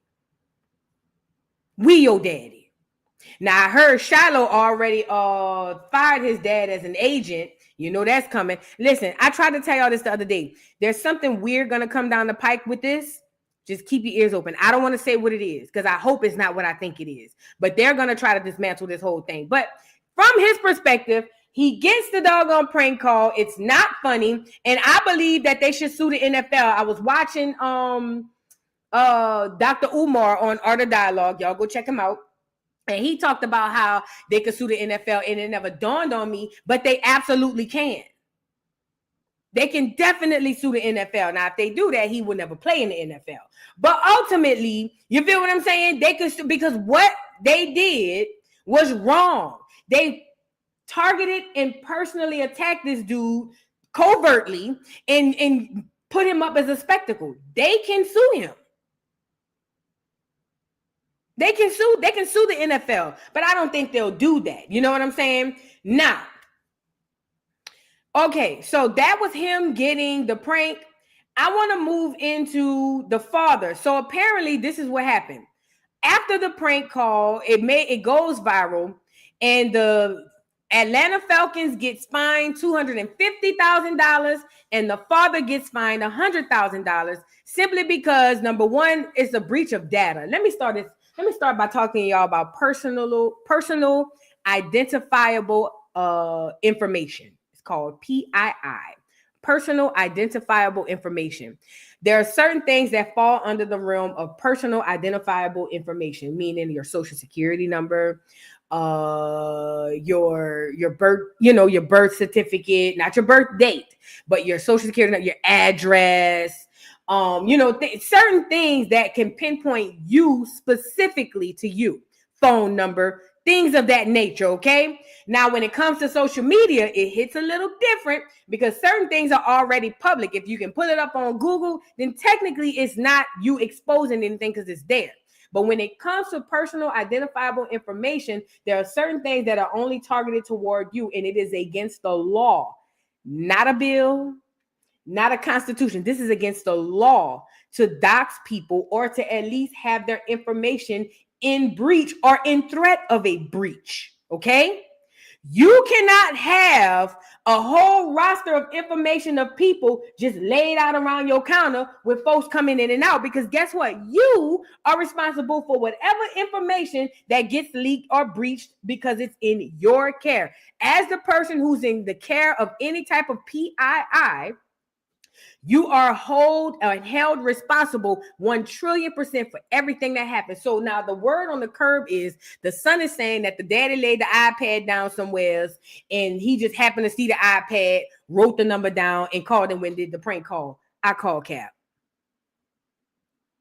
I call Major Cap.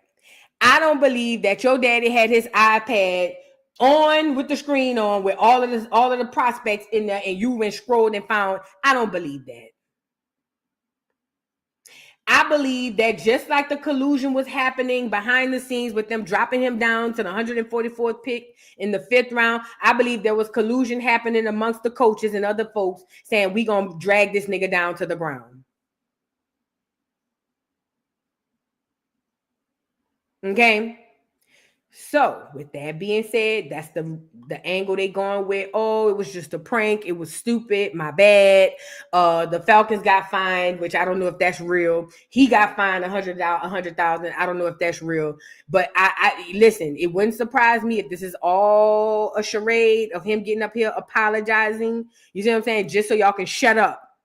It wouldn't surprise me. So now let's get into this article and into this situation. It says Falcons defensive coordinator Jeff Ulbrich has publicly apologized after his son made a prank call to Shadur Sanders. Ulbrich shared that both he and his son personally reached out to Deion Sanders and Shedeur to express their apologies. This comes following the news that Ulbrich and the Falcons organization were fined $350,000. Okay, now mind you, the Falcons got $250,000. He got $100,000. It says just in Falcons DC, Jeff Ulbrich was emotional apologizing about his son's prank call. We take full responsibility, my son and myself, and we will not be appealing the fine in any way. He and his son called to apologize to Deion Sanders and Shedeur. I don't believe this, y'all. I don't believe they really got fined. Let's get into it. First of all, I'd like to publicly apologize to Shedeur and the Sanders family for what occurred. Second of all, I want to publicly apologize to Mr. Blank, Terry Fontenot, Reem Morris, and the entire Falcons organization. My actions of not protecting confidential data were inexcusable. My son's actions were absolutely inexcusable. And for that, we are both deeply sorry. The NFL has taken action, and I fully respect the punishment. We take full responsibility, my son and myself, and we will not be appealing the fine in any way.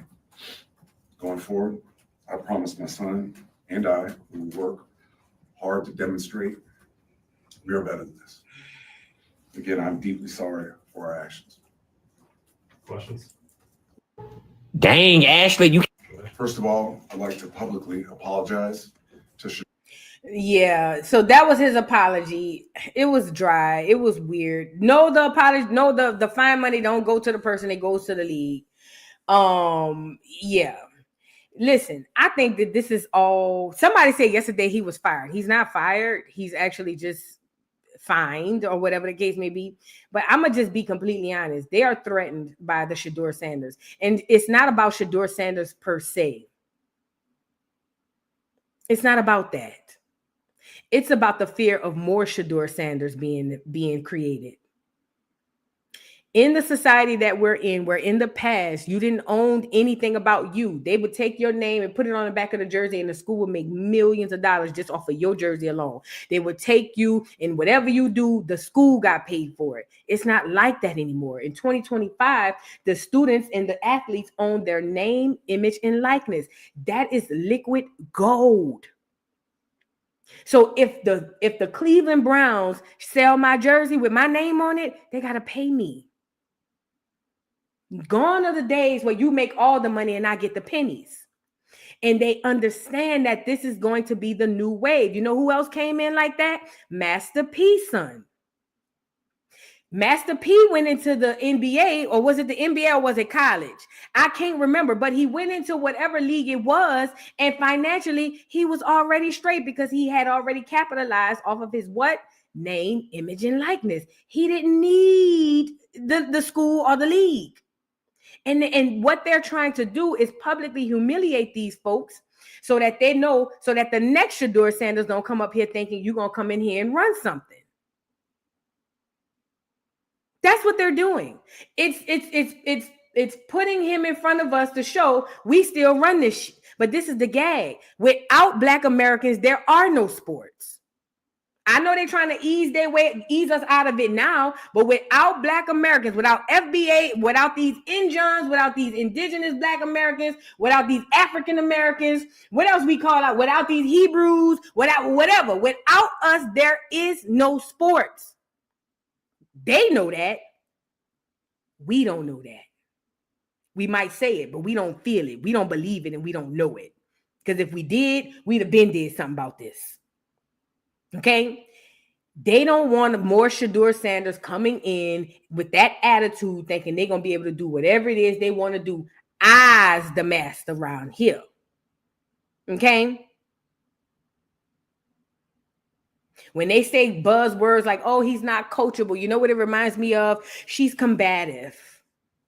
If you're a Black woman in this chat and you've worked in any type of corporate situation or any situation, period, where it's clear people and a bunch of people who think they're better than you, and the moment you respond, the first thing they say is, oh, she's combative. That's what it made me feel like when they say he's not coachable. What you mean? What you mean? How is he not coachable? He's every time I seen him is yes, sir, no, sir. Every time I've ever seen him, yes, sir, no, sir. Yes, ma'am, no, ma'am. How is he not coachable? It's not but again, it's a bigger picture than this. Nick Saban said it right before he retired. He said when Prime left Jackson State and went to Colorado, Nick Saban did a press conference and he said, in for roundabout terms, he said, if we don't get a hold to what's going on with the SEC and college football as a whole, this thing is going to get out of hand. And I'm paraphrasing, but what he was talking about was these niggas is getting too much power. These niggas getting too much power. You get these niggas this inch, they gonna run a marathon on you. And listen, let's be clear. Don't think that the clears are in threat of you or are afraid of you gaining wealth that you would do to them that they've done to you. One thing the clears know is niggas. The clears know niggas more than niggas know niggas. Okay, they've been studying us for hundreds of years. They know for a fact, as a collective, if Black people economically got ahead of them, we're not going to treat them the same because we're loving, giving people. That's what got us here in the first place. But what they do know is, and what they do fear, is the fact of niggas being here and them being there. That's the fear where it starts and where it stops.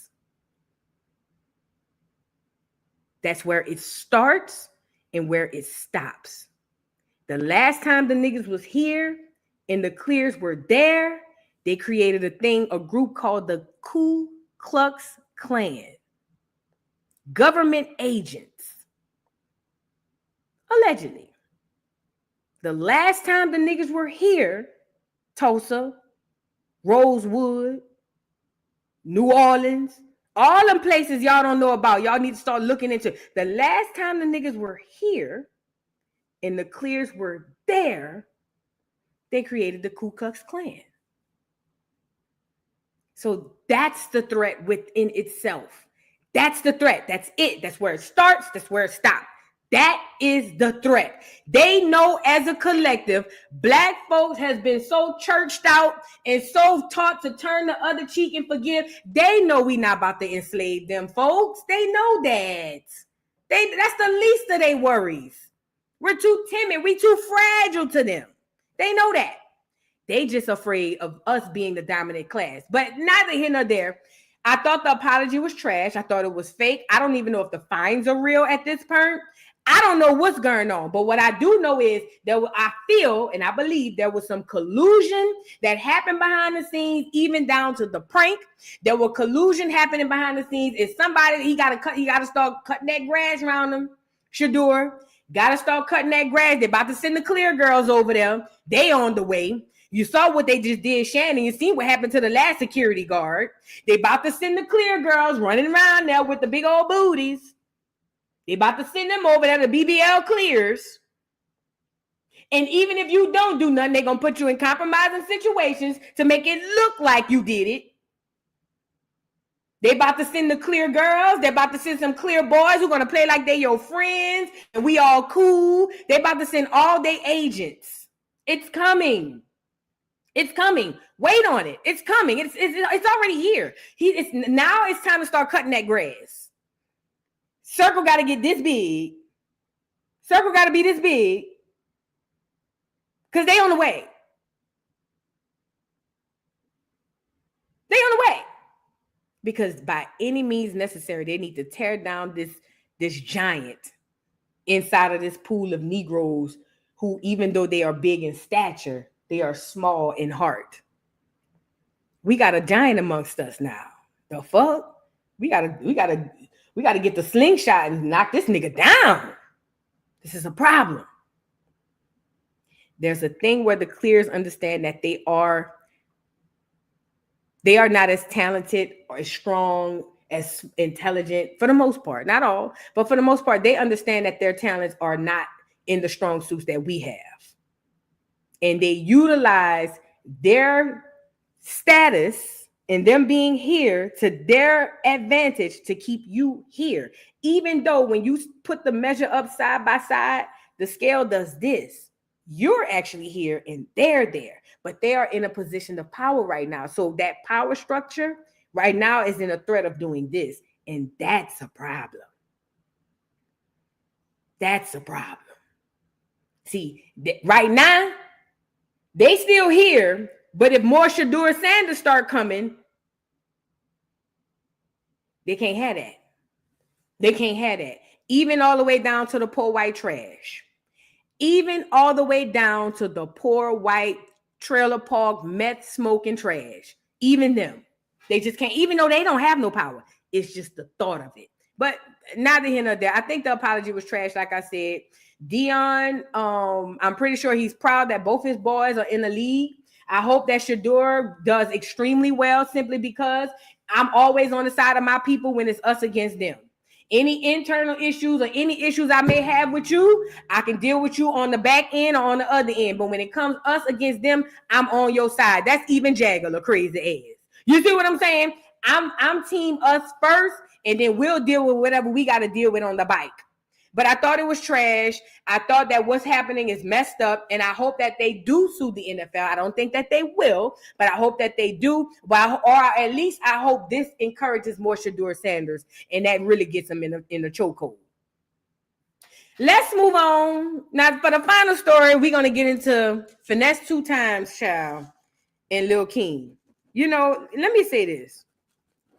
This is about to sound harsh, but I got to say it. This is about to sound harsh as hell.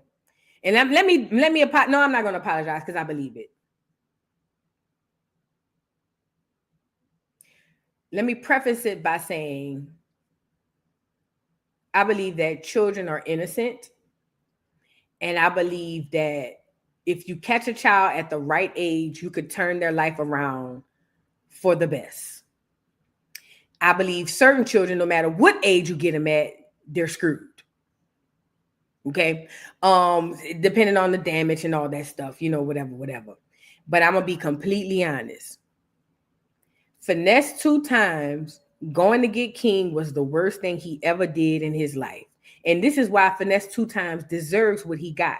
Because when he went and got King, he didn't go get King to better King's life. He did later. But on the original, he didn't go get King to better King's life. He was going to make money off of King. This was the little nigga. We're going to have him at the strip club with the strippers. He's going to be smoking. He's going to be drinking. He's going to be rapping, talking about raping and all this. This is going to be my protege for where I make more coin. Somewhere along the line, I don't know what happened to Finesse 2tymes. I don't know what dawned on him. According to him, he said he woke up one day and realized what he was doing was wrong. And I applaud that brother for that. I applaud him for that. Because at least at some point he realized, yeah, this jacked up. Ain't nothing wrong with making the mistake if you self-correct. Okay? I'm from that world. The mistake don't bother me. It's the lack of self-correction that bothers me. So, with that being said, once he realized, yo, I'm doing something real dirty by this kid, let me reel this back. It was too late, number one, because he's already in that lifestyle, talking about King. And number two, your intention from the beginning was not pure. See, in this society, you do pay what you put out, you do get back. It's a fact. Call it karma, call it whatever. Whatever you put out, you get back. That's why the Bible says you reap what you sow, meaning if you grow it and you curate it, it will grow. And whatever it grows is what you get because you planted it. When he planted that seed with that little boy, and again, my praises go to him. And I don't mean to say praises, but I applaud him changing it and turning it around. But at the end of the day, the damage was already done. Okay. Now, fast forward. He gets this kid. The kid is all wild at 5. He's trying to get the kid in school. The kid don't want nothing to do with that. The kid kites out. Mind you, he's out on probation. Now, this is how you know how the powers that be ain't worth a dime. You don't think them people knew Finesse had that little boy over there drinking and smoking down at the strip club? Put a 1 in the chat if you think the powers that be knew that. Put a 2 in the chat if you think they had no clue. You don't think that they saw him with King at the strip club with the blunts, with the pills, cursing, acting a fool? You don't think them folks saw that? Come on now. Don't be slavery stupid. Them people was right there watching it all. They don't give a damn about Finesse and they don't give a damn about King. As a matter of fact, that's what they needed Finesse to do. What he did to King so that that generation of boys could turn into more kings and then so on and so forth. King leaves. They get into this internet beef, him and the kid, and you can tell in each and every video Finesse did that he really was hurted by the fact that this kid who he took in and gave his, time and energy and money to really played with him in his face. But again, you put out what you get back, or you get back what you put out. Your intentions were never pure. So you got what you got, okay? Fast forward. King leaves. King's off with his quote-unquote daddy. Mind you, King come from a broken, messed up family background anyway. King grandma ain't worth a dime. King mama ain't worth a dime. King aunties, uncles, they all trash. Let's just really talk about it. There are certain people in this universe that are not good people. Those people, rather through circumstances or not, are trash. Because no good, decent human being would allow their son to go stay with a nigga that's a rapper. So they trash. They all looking for a payday if you ask me. Okay? Boom.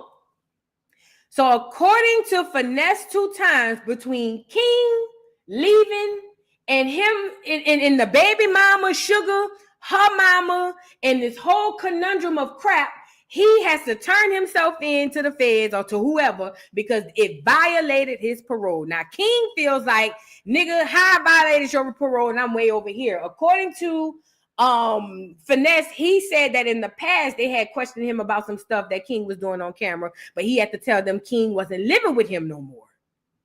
But either way, they understood that King has his address or had his address, or he was a guardian for King.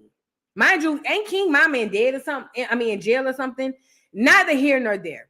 So fast forward, he now has to turn himself in a game between King and his shenanigans, and then also his baby mama's mama, who he claimed is using him. Let's really be clear about this. When Finesse 2tymes first came home from jail, and he had Lil King, and that nigga had money falling out his ass. The money done slowed down, so he don't have it like that no more. And one thing I learned about when you have it, people will come around you and suck you dry and use you for everything you have. And the very first time you say, I can't or I don't have it, that's when you become the worst person this side of the Mississippi. So if you ever win the lottery, or if you ever come into a lot of money, just go far away from people you know. Go find people who don't know nothing about you. I'm telling you not. So anyway, he's online talking about how he had to turn himself in. He was already simply out on probation or parole. I can't remember. I want to say probation because I want to say he was still smoking and whatnot. But he was out on probation, and he's giving his side of the story on what happened and how he got caught up with this King and this whole, baby mama situation. So I want to get into the first post about him talking about King. Y'all get the likes up on the video. This him live talking about how King got him crossed up with the police or whatever. It says, FNG King denies making Finesse 2tymes violate his probation. You violated your own probation. I've been away from you 6 or 7 months. I wish you the best. Just keep a nigga name out your mouth. King is what, 10, 11? I can't even remember. Let's get into what he had to say. Come on back here and your ass gonna go to the house. Joce tell Lil Ju, now this Joce ain't got nothing to do with my family. Joce ain't got nothing. Joce, I know what time, bitch. I get something about what we'll do to her. She's trying to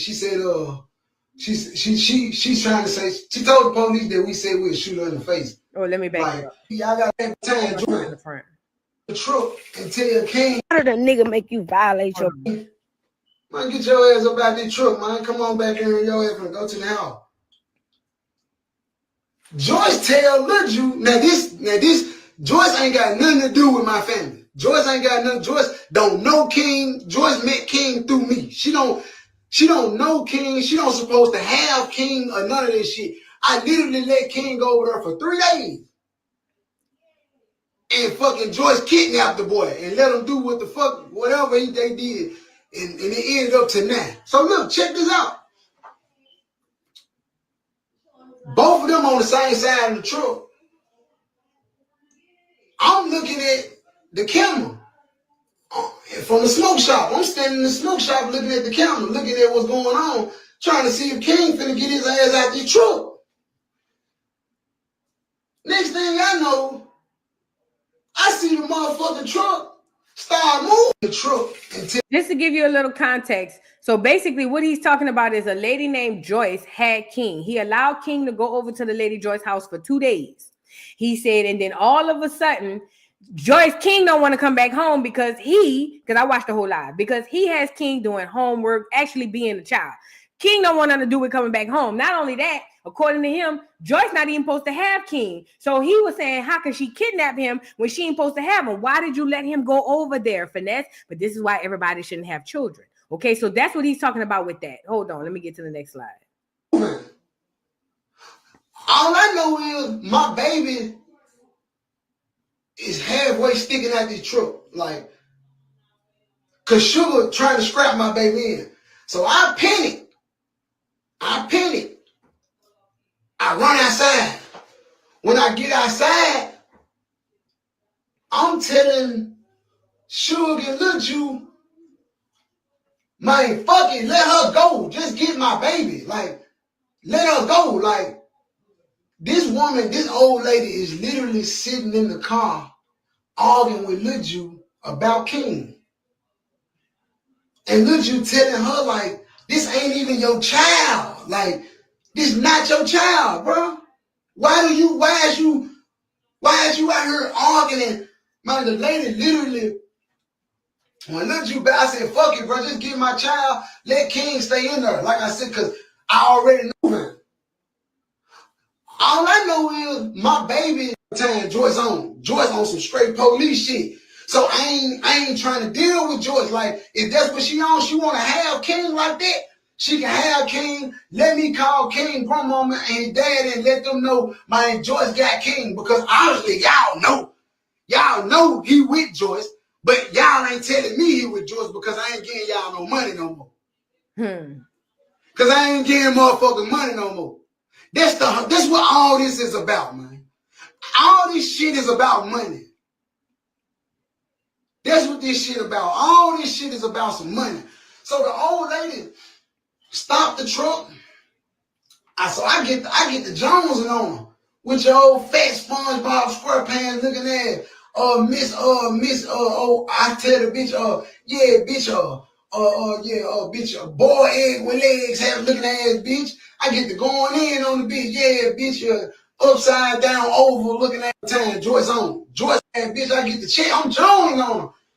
So she leave. I'm thinking that that's just that. You know what I'm saying? Like, you know, she took King. I called King grandmama. I said, hey, they acted like it was cool. I took my hands off of it. I never worried about King again until my PO called me and told me the shit on the internet about King. Y'all gotta understand, bro. I done dealt with CPS twice dealing with King. I done went through some shit dealing with this nigga, man. I went through it dealing with John. And y'all don't even understand it. Y'all don't understand it. Like, don't nobody understand that part. Everybody see the bad shit from this dude. Don't nobody see you got Say Cheese all from that. They posting this shit. Why y'all ain't posting these projects? Why y'all ain't posting this shit that matter? Why y'all ain't posting helping a black nigga out? You know what I'm saying, bitch, I get the check. I'm John. I get it. Y'all gotta pay y'all bills. I respect the game. Y'all gotta pay y'all bills. Man. Laugh at Finesse. You know what I'm saying? I be a clown. All right.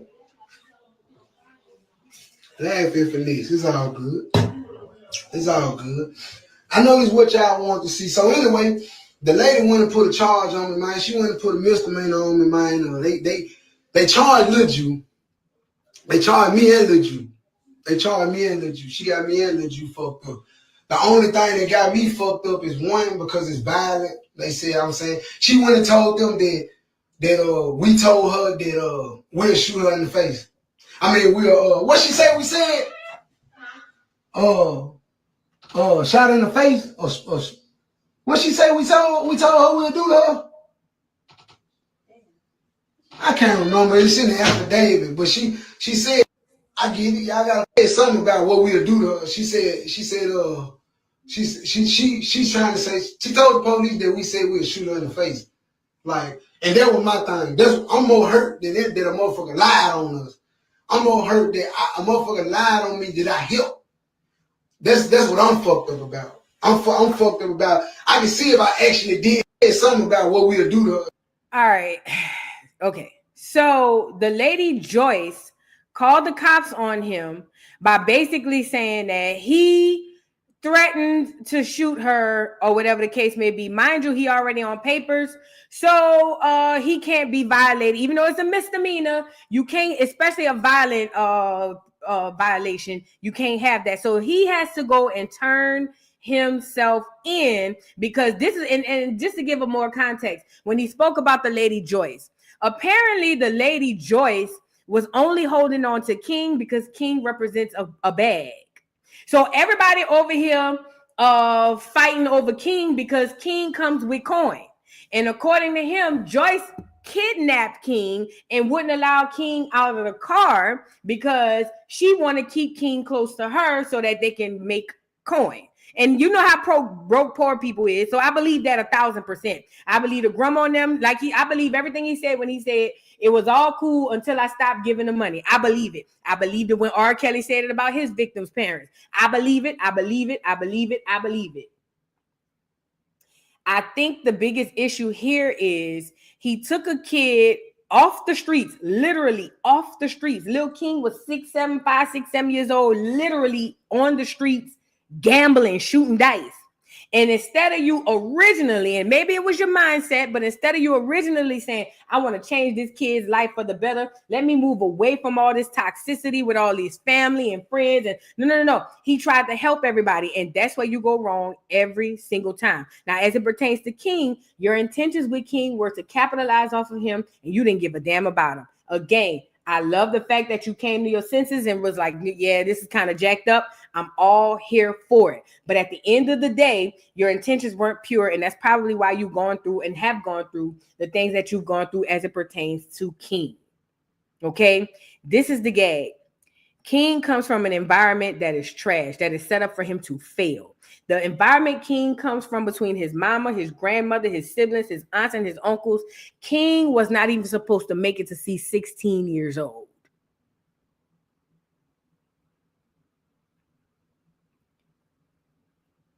His environment, his family structure, his family, his friends, everything and everybody around King failed King. King wasn't never supposed to be nothing.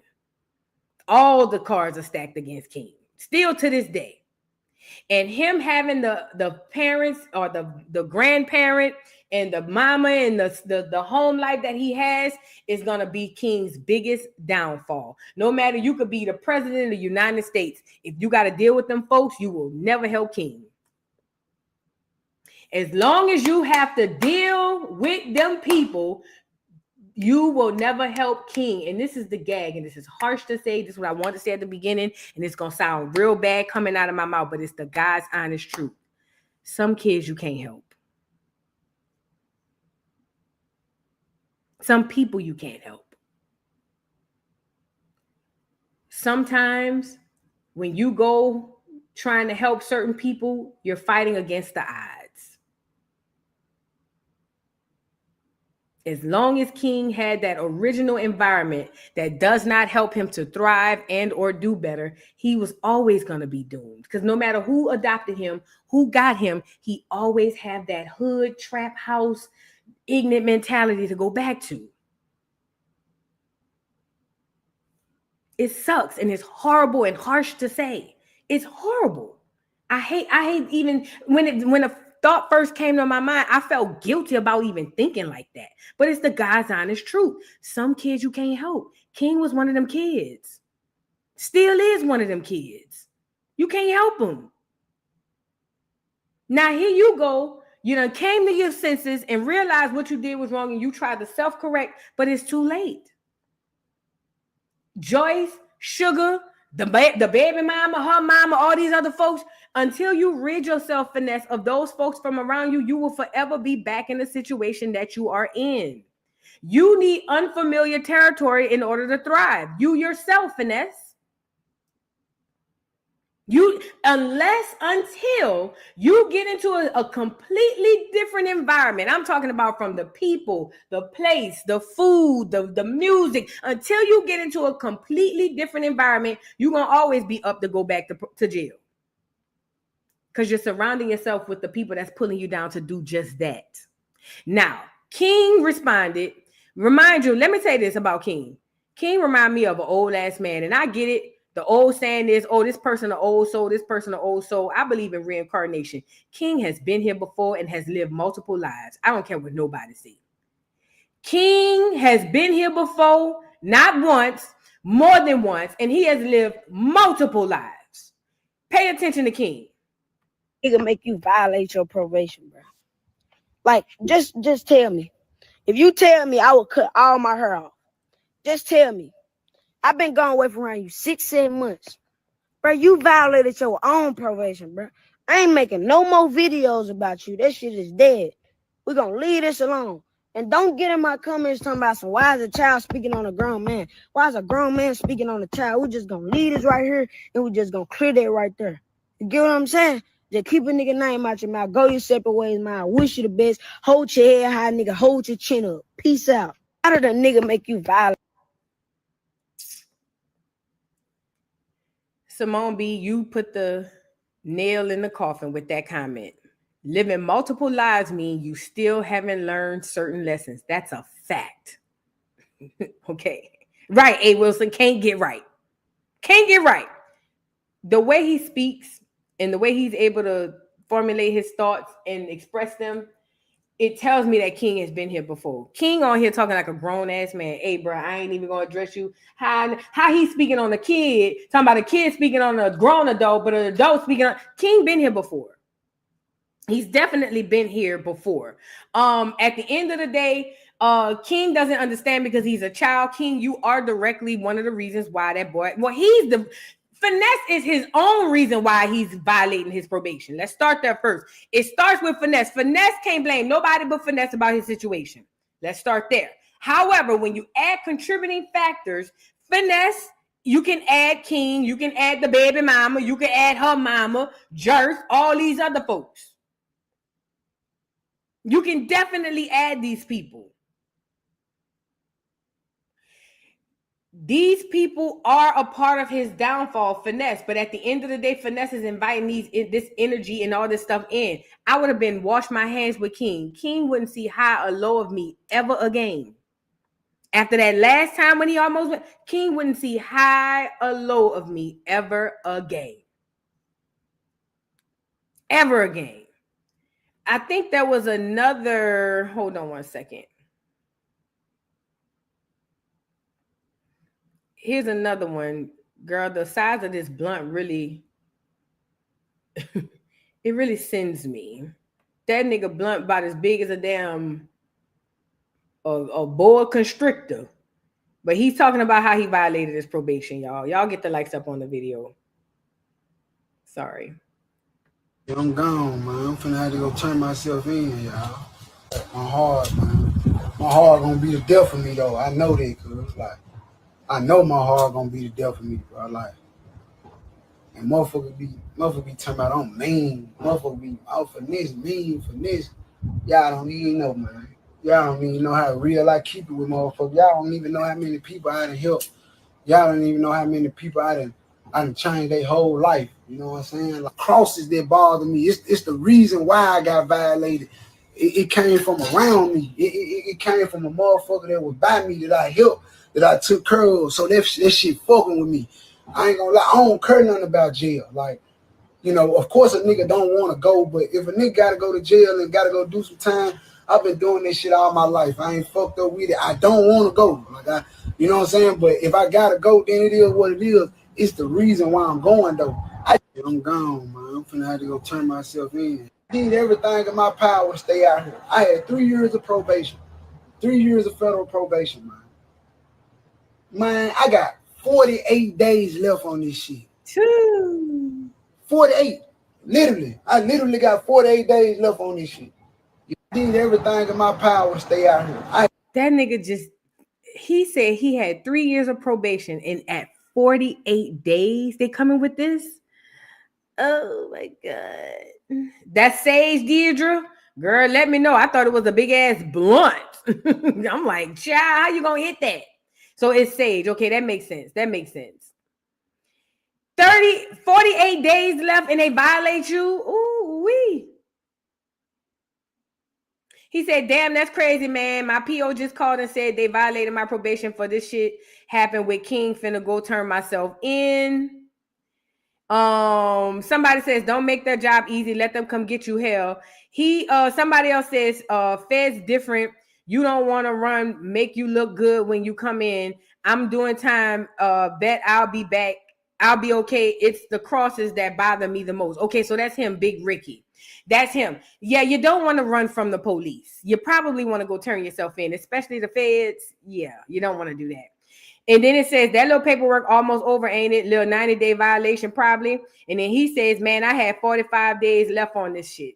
Hopefully, honestly, I'm gonna be honest. This is how I felt about Finesse.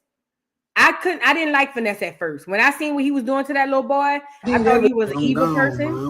I thought he was a horrible person. And I thought that nigga I thought CPS needed to be called on him and everything else. I was here for Charleston White calling CPS because I thought what he was doing to that kid was horrible. But what I will say is this, after seeing him make that turnaround, even though the damage was already done, after seeing him make that turnaround and actually say, you know what, I effed up with this kid, let me try to make it right, I have to give him that grace. And I feel bad for him, to be completely honest, because I don't think that he has bad intentions now. I don't know him for a fact, but I don't believe today, right now, he has the bad intentions he had at the beginning. But you reap what you sow. The Bible says that for a reason. When you put something in the ground, whatever grows from it is what you grew. So you reap what you sow. And this is where we are. I hope that he don't get a long period of time in jail. It is what it is. He said he had 48 days left. King running around here talking about he gonna keep his name out of his mouth and all of this stuff, that and the third. Child, all I know is be careful out here in these streets. It's the people closest to you that'll get you down through the ground. Do you hear me? The people that are closest to you. And you're not gonna tell me that them folks just started deciding that they wanted to doggone violate that boy. They could have been violated that boy. Radiant Sunshine, thank you for the super chat. Angela better tread like Porsha, a man snatcher, and they said Charles is for the streets like Collateral. Girl, that's what they say. I heard that too, girl. Porsha is a man. Porsha is definitely a snatcher. Snatch out your hand, like, bitch, give me that for facts. And she can't be trusted. So you're absolutely right. Sharjay, thank you for the super chat. Wonder why Shamia just laughed at Porsha's threat. I told y'all what I believe. I don't know this to be a fact, but I believe they all. I could be wrong. I believe it though. Mina Harris, thank you for becoming a new member. I appreciate you. Radiant Sunshine, thank you for the super chat. Shamia got on my nerves acting like the next Candy. She should have been left that friendship on the street where Porsha belongs. Her husband next. Absolutely. Shamia want to be in proximity though. Shamia still thinks that, you know, she gonna be an R&B singer. So there's that. Shout out to Shamia though. I like Shamia. Brittany, thank you for the super chat. Boo, noticed the son was reading from the sheet on his lap, seemingly word for word. I believe he was put up to it. He was. Let me see. I think I still got it up here. And I do. I thought I did. Hold on. I thought I had it up here. He was looking like he was reading from a sheet. He absolutely was. I'm telling you, I don't believe that this was just some random. No, they did. This was done on purpose. This was all a part of the game. This was all a part of the play to kind of mess with him and screw him over. I don't care what nobody say. Let me show y'all.